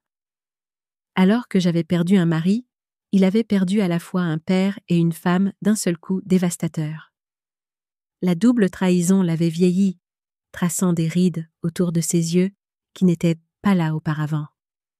Mais elle avait aussi forgé quelque chose de nouveau en lui, une résilience que je reconnaissais de mon propre parcours. « La cour !» a appelé l'huissier, et nous nous sommes levés alors que la juge Éléonore Ramirez entrait dans la salle d'audience. Les charges contre Guillaume et Jessica ont été lues à haute voix. Une litanie de crimes qui semblait surréaliste lorsqu'ils étaient appliqués à des personnes en qui j'avais autrefois eu confiance avec mon cœur. Complot en vue de commettre un meurtre, vol qualifié, fraude à l'identité, trafic de drogue, blanchiment d'argent. La liste continuait. Chaque charge était un clou de plus dans le cercueil de la vie que je pensais que nous partagions. L'avocat de Jessica a plaidé non coupable pour cause de trouble mental, citant son trouble bipolaire non traité et son trouble de la personnalité borderline. L'avocat de Guillaume a plaidé non coupable, affirmant que son client avait été manipulé par Jessica, qu'il avait été sous son influence, qu'il n'avait jamais eu l'intention de me faire du mal. « Votre honneur », a déclaré la procureure Maria González en s'adressant à la juge. L'État dispose de preuves accablantes de préméditation et de complot entre les deux accusés. Monsieur Smith n'était pas un participant passif. Les dossiers financiers montrent qu'il transférait activement des actifs et souscrivait des polices d'assurance vie frauduleuses sur Madame Smith des mois avant que Madame Dubois-Smith n'arrête prétendument de prendre ses médicaments. La juge Ramirez a hoché la tête, puis s'est tournée vers l'avocat de Jessica. Quant à la défense de la santé mentale de votre cliente, le tribunal exigera une évaluation psychiatrique complète. Cependant, le carnet retrouvé en possession de l'accusé montre une planification claire et rationnelle sur une période prolongée. La maladie mentale n'exclut pas la capacité de former une intention. Guillaume a gardé la tête baissée pendant toute la procédure, mais Jessica m'a regardé droit dans les yeux. Son expression un mélange de haine et d'autres choses, peut-être un respect réticent pour l'avoir déjoué. Lorsque le nom de Robert a été mentionné, elle a déplacé son regard vers lui. Et j'ai vu mon fils tressaillir à côté de moi. « Ne la regarde pas », ai-je murmuré en lui prenant la main. « Elle n'a plus de pouvoir sur toi. » L'audience s'est terminée avec Guillaume et Jessica maintenus en détention sans caution jusqu'au procès. Alors qu'ils étaient emmenés, Guillaume a finalement levé les yeux, son regard croisant le mien à travers la salle d'audience. À ce moment-là, j'ai vu quelque chose que je n'attendais pas. Pas de la colère ou du défi, mais une honte profonde. une reconnaissance de ce qu'il avait jeté, des profondeurs dans lesquelles il avait sombré. J'ai soutenu son regard, ni accusateur ni indulgent, simplement présent, reconnaissant ce qui avait été et ce qui était maintenant perdu à jamais. Puis je me suis détournée, faisant face à l'avenir, quel qu'il soit, qui m'attendait au-delà de cette salle d'audience. Dehors, les journalistes s'étaient massés sur les marches du palais de justice, avides de détails sur l'affaire sensationnelle qui avait captivé l'attention du public. Le complot du meurtre de la fête de départ à la retraite, l'appelait-il, réduisant 30 ans de mariage et la destruction d'une famille à un titre sordide. Suzanne nous a guidés par une sortie latérale, nous protégeant des caméras et des microphones. « Vous n'êtes pas obligé de leur parler », nous a-t-elle rappelé. « Votre histoire vous appartient, pas au cycle des nouvelles. »« Y aura-t-il un procès ?» a demandé Robert alors que nous atteignions le parking. « Très probablement pas », a répondu Suzanne. « Les preuves sont accablantes. Je m'attends à ce qu'ils acceptent tous les deux des accords de plaider coupable plutôt que d'affronter un jury. Guillaume en particulier a tout à perdre d'un procès public. Sa réputation, sa position dans la communauté, ce qu'il en reste en tout cas. « Et Jessica ?» ai-je demandé. Son avocat insistera sur une atténuation pour raison de santé mentale, mais avec les accusations de drogue et les plans détaillés dans son carnet, elle risque une peine de prison substantielle quoi qu'il arrive. La grossesse complique les choses. Bien sûr, la grossesse. L'enfant qui naîtrait en prison, l'innocent pris entre les feux des crimes de ses parents. Malgré tout, je ne pouvais m'empêcher de ressentir une pointe d'inquiétude pour ce bébé à naître. Techniquement mon petit enfant, que Guillaume ou Robert soit le père. Qu'adviendra-t-il du bébé ? ai-je demandé. L'expression de Suzanne s'est adoucie. Les services de protection de l'enfance seront impliqués. Sans famille disposée à prendre la garde, l'enfant entrerait probablement dans le système de placement familial. Les mots flottaient dans l'air entre nous, lourds de sens. Robert m'a regardé, une question dans les yeux qu'il n'arrivait pas tout à fait à poser. « Nous traverserons ce pont quand nous y serons, » ai-je dit doucement. « Un jour à la fois, tu te souviens ? » Le lendemain matin, j'ai reçu un appel de l'avocat de Guillaume. « Madame Smith, mon client a demandé à vous rencontrer. Ce serait supervisé, bien sûr, et votre avocate serait présente. Il dit qu'il y a des choses qu'il doit vous dire, des explications qu'il veut offrir. » Mon premier réflexe a été de refuser. Quelle explication possible pourrait justifier ce qu'il avait fait ? Quels mots pourraient guérir les blessures que ses actions avaient infligées ? Mais en considérant la demande, j'ai réalisé que je voulais des réponses. Pas pour lui, mais pour moi. J'avais besoin de comprendre comment 30 ans de mariage pouvaient se terminer ainsi. Comment l'homme qui avait autrefois promis de m'aimer et de me protéger pouvait conspirer avec ma belle-fille pour me prendre la vie. Je le rencontrerai, ai-je dit finalement. Mais je ne fais aucune promesse de pardon. Compris ? A répondu l'avocat. Et Madame Smith, pour ce que ça vaut, je défends des clients depuis 20 ans, et j'ai rarement vu quelqu'un d'aussi sincèrement plein de remords que votre mari. Il n'est plus mon mari, ai-je dit tranquillement. Pas d'une manière qui compte. 2 jours plus tard, j'étais assise en face de Guillaume, dans une petite salle de conférence à la maison d'arrêt. Suzanne à mes côtés, son avocat au sien. Guillaume semblait diminuer dans sa combinaison orange, plus âgé et plus fragile que dans mon souvenir. L'homme confiant et charmant qui avait partagé mon lit pendant 3 décennies avait disparu, remplacé par quelqu'un aux yeux vides et hésitants. « Merci d'être venu », a-t-il commencé, sa voix rauque. « Je sais que je n'ai aucun droit de vous demander quoi que ce soit. »« C'est exact, » ai-je convenu, gardant ma voix neutre. « Mais je suis là. Dites ce que vous avez à dire. » Guillaume a pris une profonde inspiration, ses mains, autrefois si familières, tremblant légèrement sur la table entre nous. Je veux plaider coupable, a-t-il dit. À tout. Pas d'accord, pas de charge réduite. J'ai demandé à mon avocat de retirer le plaidoyer de non-culpabilité et de plaider coupable à la prochaine audience. Son avocat s'est agité inconfortablement à côté de lui.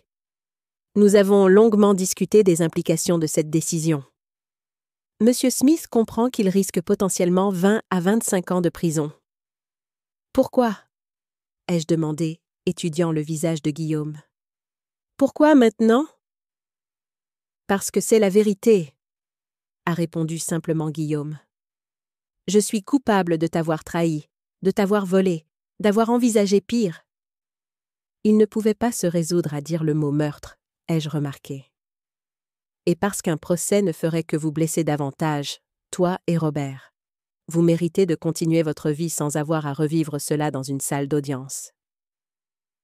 Comme c'est généreux de votre part, ai-je dit, incapable de retenir une pointe d'ironie dans ma voix.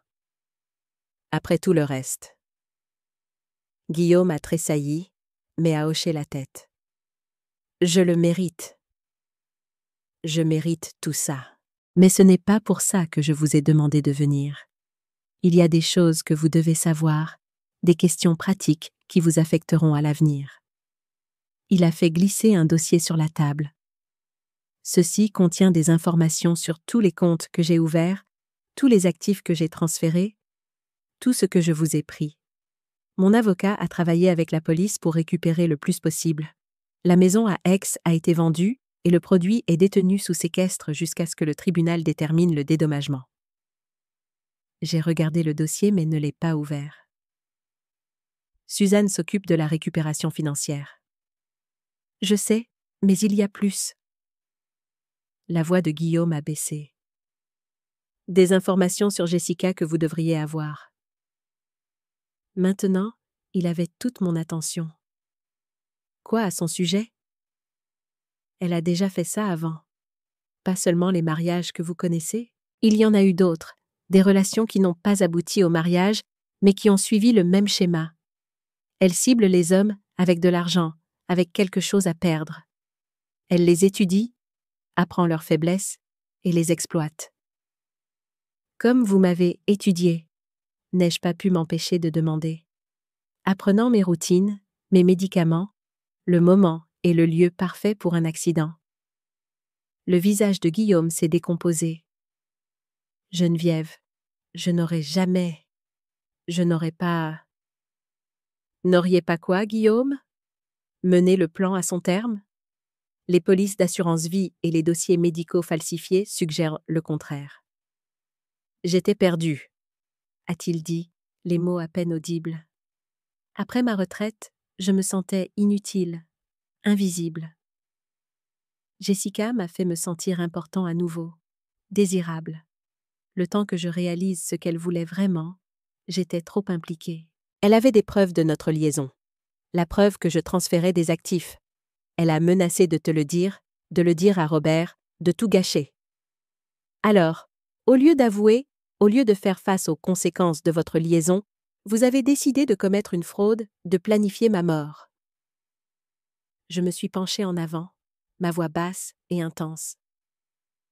Avez-vous la moindre idée de ce que cela dit de vous? De l'homme que je pensais avoir épousé? Guillaume ne pouvait pas croiser mon regard. Je n'ai aucune excuse. Aucune qui compte en tout cas. Ce que j'ai fait est impardonnable. Oui, ai-je convenu. C'est vrai. Mais Jessica est dangereuse d'une manière que vous ne comprenez pas encore, a-t-il poursuivi. Même depuis la prison, elle a des relations. Des gens qui lui doivent des faveurs, des gens qui ont peur de ce qu'elle sait sur eux. Vous devez être prudente, Geneviève. Vous et Robert. Un frisson m'a parcouru. Êtes-vous en train de dire qu'elle pourrait essayer de nous faire du mal, même maintenant? Je dis qu'elle ne pardonne pas aux gens qui la contrarient. Son père, ses anciens maris, ses ex-partenaires. Quiconque s'est mis en travers de son chemin en a payé le prix. Et vous lui avez tout coûté. J'ai pensé aux yeux froids de Jessica dans la salle d'audience, à l'intelligence calculatrice derrière sa fausse fragilité. J'ai pensé au plan méticuleux dans son carnet, aux longs mois de préparation pour nos morts. Je parlerai à Marc, ai-je dit, pour m'assurer que nous sommes protégés. Guillaume a hoché la tête. Il y a une dernière chose. Il a hésité, luttant avec ce qu'il devait dire ensuite. À propos du bébé. Quoi à son sujet? Ce n'est pas le mien. La simple déclaration flottait dans l'air entre nous. Les tests ADN le confirment, a ajouté l'avocat de Guillaume, produisant un autre document.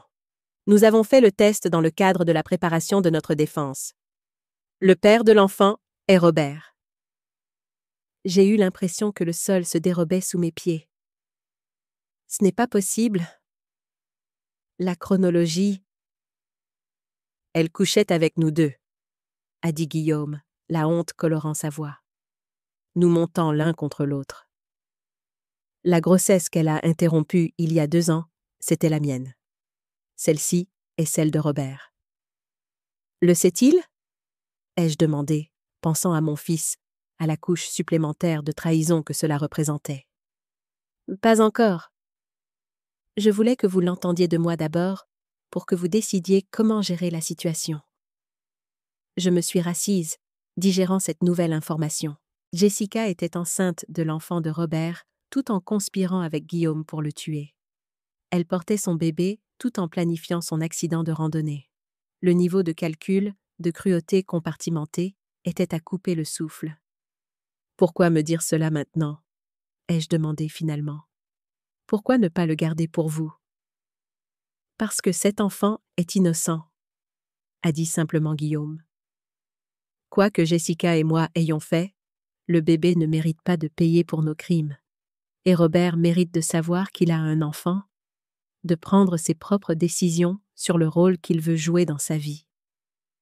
Pour la première fois depuis que j'étais entrée dans la pièce, j'ai aperçu un soupçon du Guillaume que j'avais connu autrefois. L'homme qui, malgré tous ses défauts, avait été un père aimant pour notre fils. Qui avait tenu Robert nouveau-né avec des larmes aux yeux, promettant de le protéger toujours. Je le lui dirai, ai-je dit, mais pas parce que vous l'avez demandé. Parce que c'est la bonne chose à faire.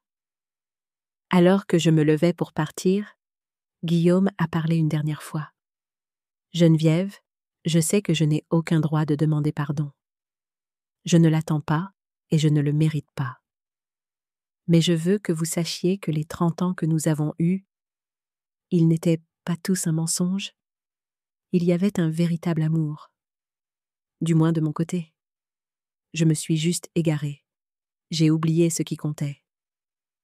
J'ai regardé cet homme brisé, cet étranger portant le visage de mon mari, et j'ai ressenti une vague inattendue de pitié. Au revoir, Guillaume, ai-je dit tranquillement. J'espère que vous trouverez la paix qui vous est possible maintenant. Alors que Suzanne et moi sortions de la prison, la lumière vive du soleil provençal semblait purificatrice après la fluorescence stérile de la salle de visite. « Ça va » a-t-elle demandé, sa main sur mon bras. « Non » ai-je répondu honnêtement, « mais ça ira. » Je n'ai pas immédiatement parlé du bébé à Robert. J'avais besoin de temps pour réfléchir, pour digérer ce que Guillaume m'avait dit, pour décider de la manière la plus douce d'annoncer une nouvelle qui allait changer la vie de mon fils pour toujours. Pendant ce temps, la vie continuait son étrange nouveau rythme. J'ai repris le travail à temps partiel dans un dispensaire en ville, découvrant qu'aider les autres était la thérapie la plus efficace pour mon propre traumatisme. Robert s'est jeté dans son travail, faisant de longues heures qui l'empêchaient de ressasser la dissolution de son mariage. Nous dînions ensemble 2 fois par semaine, évitant soigneusement les spectres jumeaux de Guillaume et Jessica qui planaient aux abords de nos conversations. Marc est resté une présence stable dans ma vie. Professionnellement d'abord, assurant notre sécurité, nous tenant au courant des procédures judiciaires, aidant à récupérer les actifs financiers. Mais progressivement, cela a évolué vers quelque chose de plus personnel. Rien de romantique pour l'instant. Nous étions tous les deux trop éthiques et trop blessés pour cela. Mais une amitié, une connexion basée sur le respect et la compréhension mutuelle. 3 semaines après ma rencontre avec Guillaume, l'avocat de Jessica a pris contact avec une proposition inattendue. Elle veut passer un accord, a expliqué Suzanne lors d'une réunion d'urgence à son cabinet. Elle plaidera coupable à des accusations réduites en échange d'informations. Des informations sur quoi? Ai-je demandé. D'autres crimes? D'autres victimes? Apparemment, les activités criminelles de Jessica s'étendaient au-delà de ce que nous savons déjà. Elle prétend avoir des preuves de fraude financière impliquant plusieurs hommes d'affaires importants de la région, y compris certains avec des relations politiques. En quoi cela nous aide-t-il? Pas directement, mais le procureur est intéressé. Et si Jessica fournit des informations précieuses, elle pourrait voir sa peine réduite, pas éliminée. Elle risque toujours un minimum de 10 ans, mais moins que les 20 ou 25 qu'elle obtiendrait autrement. J'ai réfléchi à cela.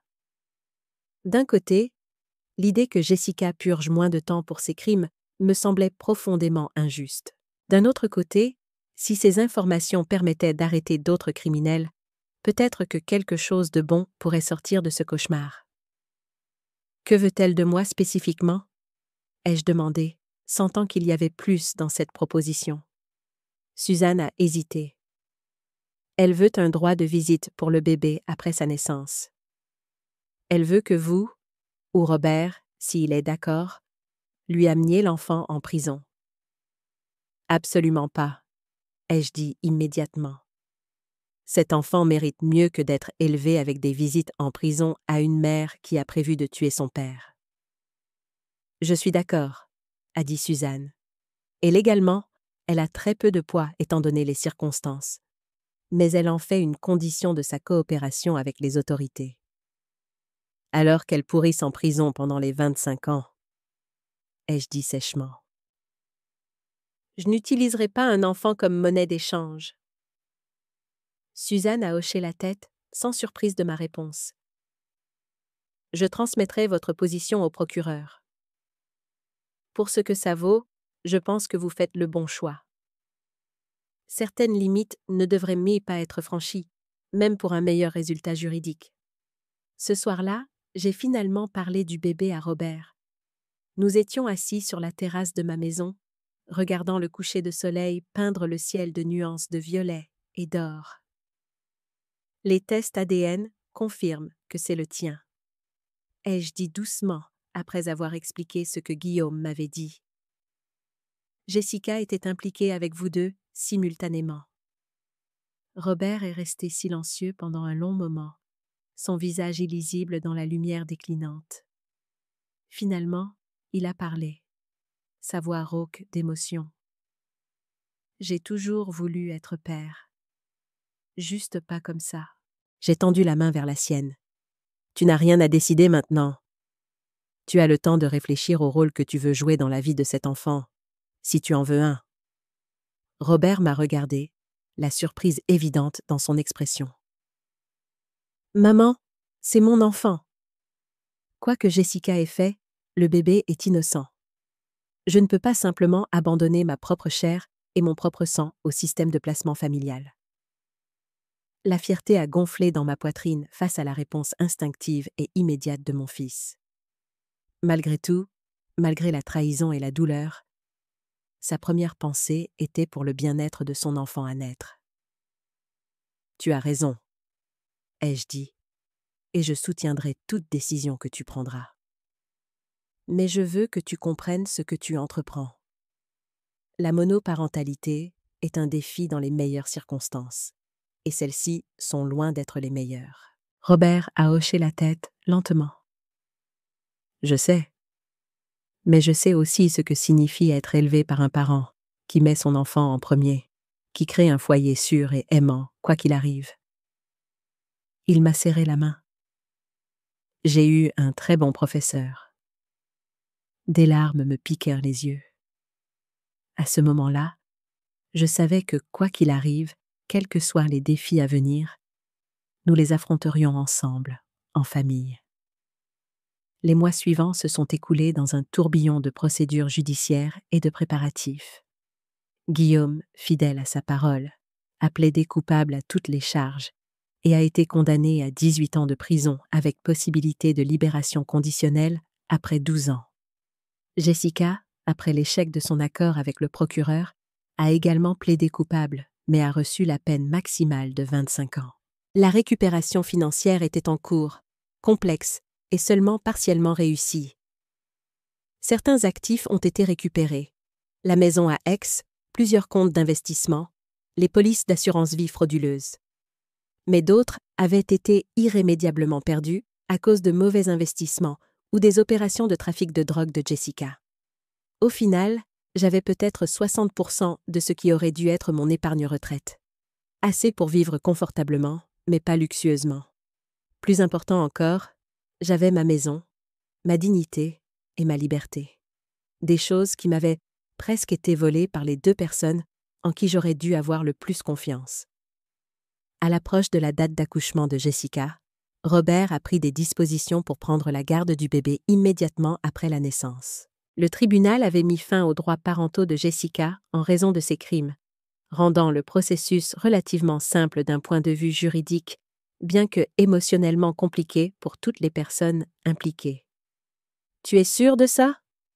ai-je demandé à Robert la veille de la césarienne programmée. Jessica était transportée de la prison à l'hôpital sous bonne garde. Une fin surréaliste pour une grossesse conçue dans la tromperie. « Je suis sûr, » a-t-il dit fermement. « Cet enfant est un Smith, notre famille. Quoi qu'il arrive d'autre, je veux que mon fils ou ma fille grandisse en sachant qu'il ou elle était désiré et aimé. Tu es un homme bien, Robert, ai-je dit en le serrant fort dans mes bras. Une bien meilleure personne que l'un ou l'autre de ceux qui t'ont trahi. J'ai eu un bon exemple, a-t-il répondu simplement. Le lendemain matin, nous étions assis dans la salle d'attente de l'hôpital pendant que Jessica subissait l'intervention.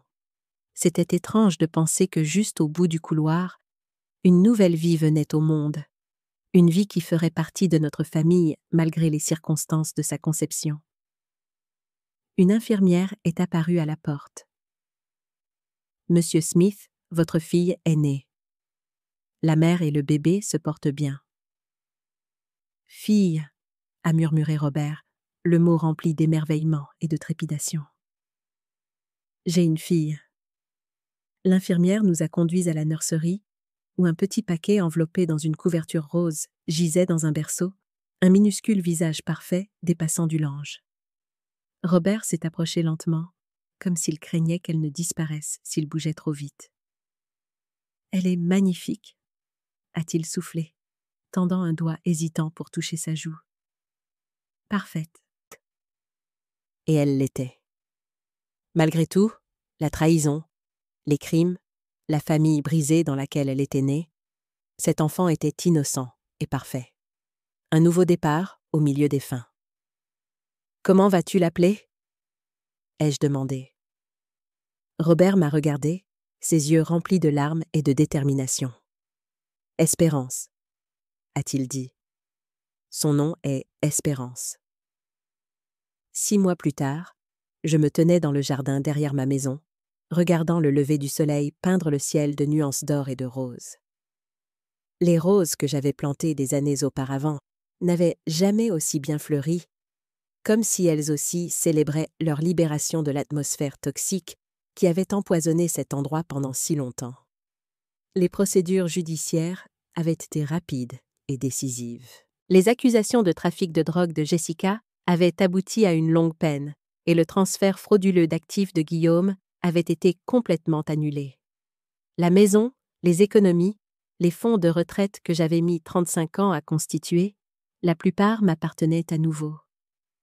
Plus important encore, ma vie m'appartenait à nouveau.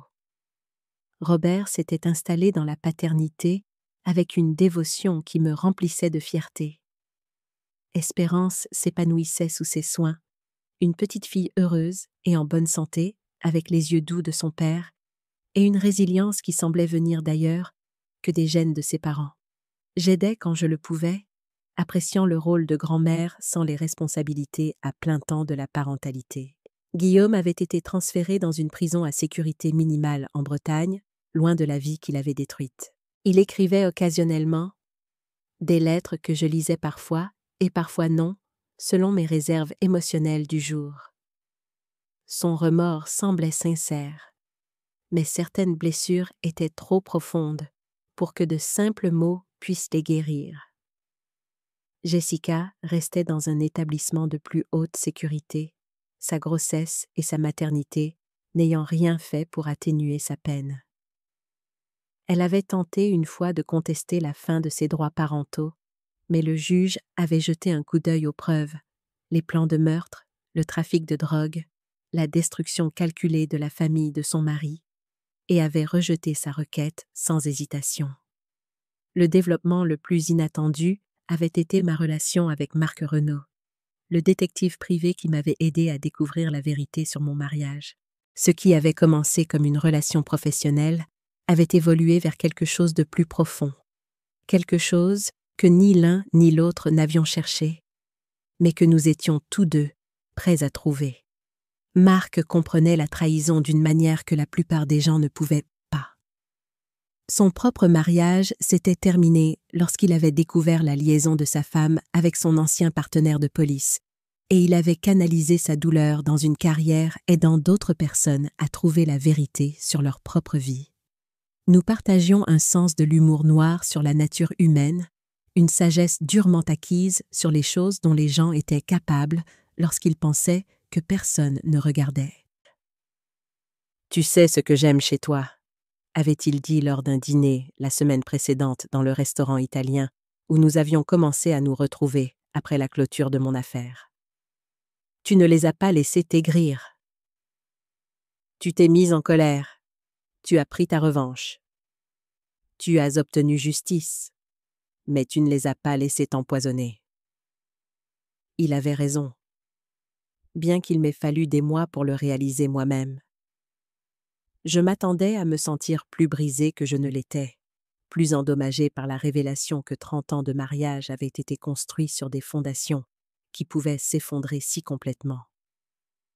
Au lieu de cela, je me sentais plus légère, plus propre, comme si j'avais enfin pu laver une saleté que je ne savais même pas que je portais. La retraite que j'avais prévue avec Guillaume, les voyages, les passe-temps, le bonheur domestique tranquille, avait été remplacée par quelque chose de mieux. J'avais commencé à faire du bénévolat dans un dispensaire en ville, utilisant mes compétences d'infirmière pour aider les personnes qui n'avaient pas les moyens de se soigner. J'ai rejoint un club de lecture où nous discutions vraiment de livres au lieu de ragots. J'avais appris à cuisiner pour une personne sans me sentir seule. J'avais appris à prendre des décisions sans consulter personne d'autre. J'avais appris à dormir toute la nuit sans écouter la respiration de quelqu'un d'autre. À 58 ans, j'ai découvert ce que c'était que de vivre pour moi-même.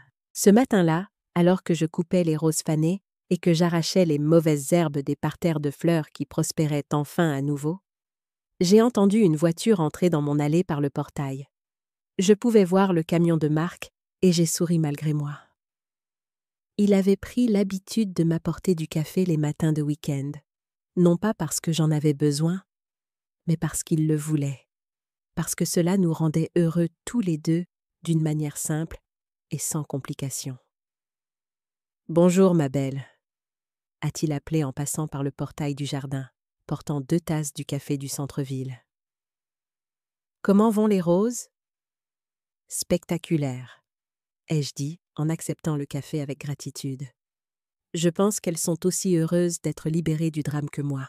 Nous nous sommes assis sur la balancelle du Porsche que Guillaume avait installé des années auparavant, à l'époque où il était encore l'homme que je pensais avoir épousé.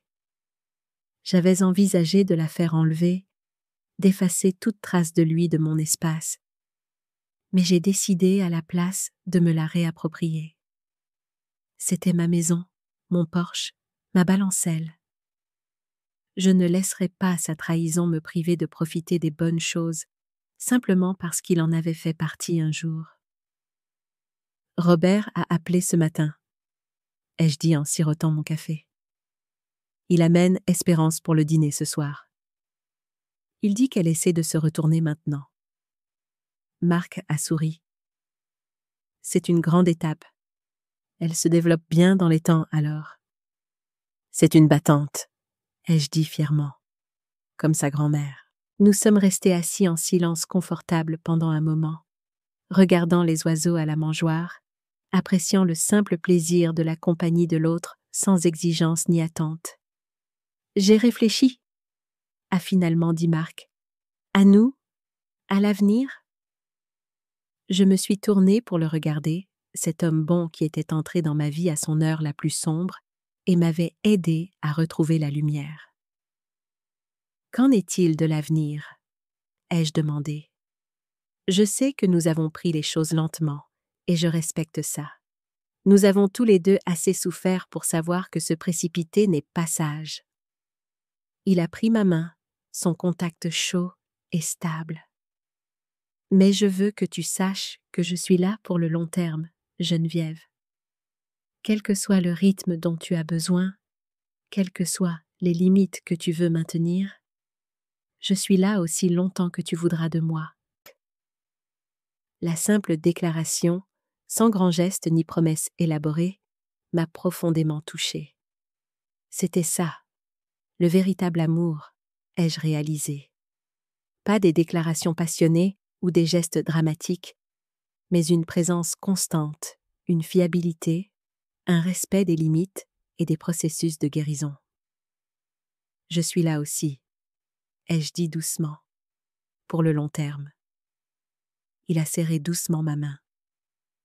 Alors, que se passe-t-il ensuite ? J'ai réfléchi à la question, à l'avenir qui s'étendait devant moi comme un livre non écrit. Pendant 30 ans, mon avenir avait été lié au choix de Guillaume, au rêve de Guillaume, au calendrier de Guillaume. Maintenant, il n'appartenait qu'à moi de l'écrire. Ensuite, je vis, ai-je dit simplement. Je me réveille chaque matin dans une maison qui m'appartient. Je prends des décisions basées sur ce qui me rend heureuse. Et je ne confonds plus jamais le besoin de quelqu'un pour moi avec son amour pour moi. Ça ressemble à un très bon plan. C'est vrai, ai-je convenu, en regardant un couple de cardinaux travailler ensemble pour tisser des brindilles et des bouts de ficelle en quelque chose qui abriterait leur famille. C'est le meilleur plan que j'ai jamais fait. Alors que le soleil montait plus haut dans le ciel, brûlant les dernières brumes matinales, j'ai ressenti quelque chose que je n'avais pas connu depuis des années. Une paix complète avec mes choix. L'enveloppe qui avait tout commencé avait disparu depuis longtemps, son contenu ayant rempli sa fonction. Les documents étaient classés dans le bureau de mon avocate. Les photographies étaient des preuves dans des affaires judiciaires classées. La vérité avait été dite et la justice avait été rendue. Ce qui restait, c'était ceci. Une femme qui avait appris que la trahison, bien que dévastatrice, n'était pas nécessairement permanente. Que la confiance, une fois brisée, pouvait être reconstruite avec des personnes qui la méritaient. Que l'amour, le véritable amour, était possible même après avoir découvert que ce que vous pensiez être de l'amour était en fait quelque chose de beaucoup plus petit et plus égoïste. À 58 ans, j'étais enfin libre de découvrir qui j'étais quand je n'étais pas occupée à être ce que tout le monde avait besoin que je sois. C'était la plus belle découverte de ma vie. Maintenant, je suis curieuse à votre sujet, vous qui avez écouté mon histoire. Que feriez-vous si vous étiez à ma place ? Avez-vous déjà vécu quelque chose de similaire ? Commentez ci-dessous. Et pendant ce temps, je laisse sur l'écran final 2 autres histoires qui sont les favorites de la chaîne et elles vous surprendront certainement. Merci d'avoir regardé jusqu'ici.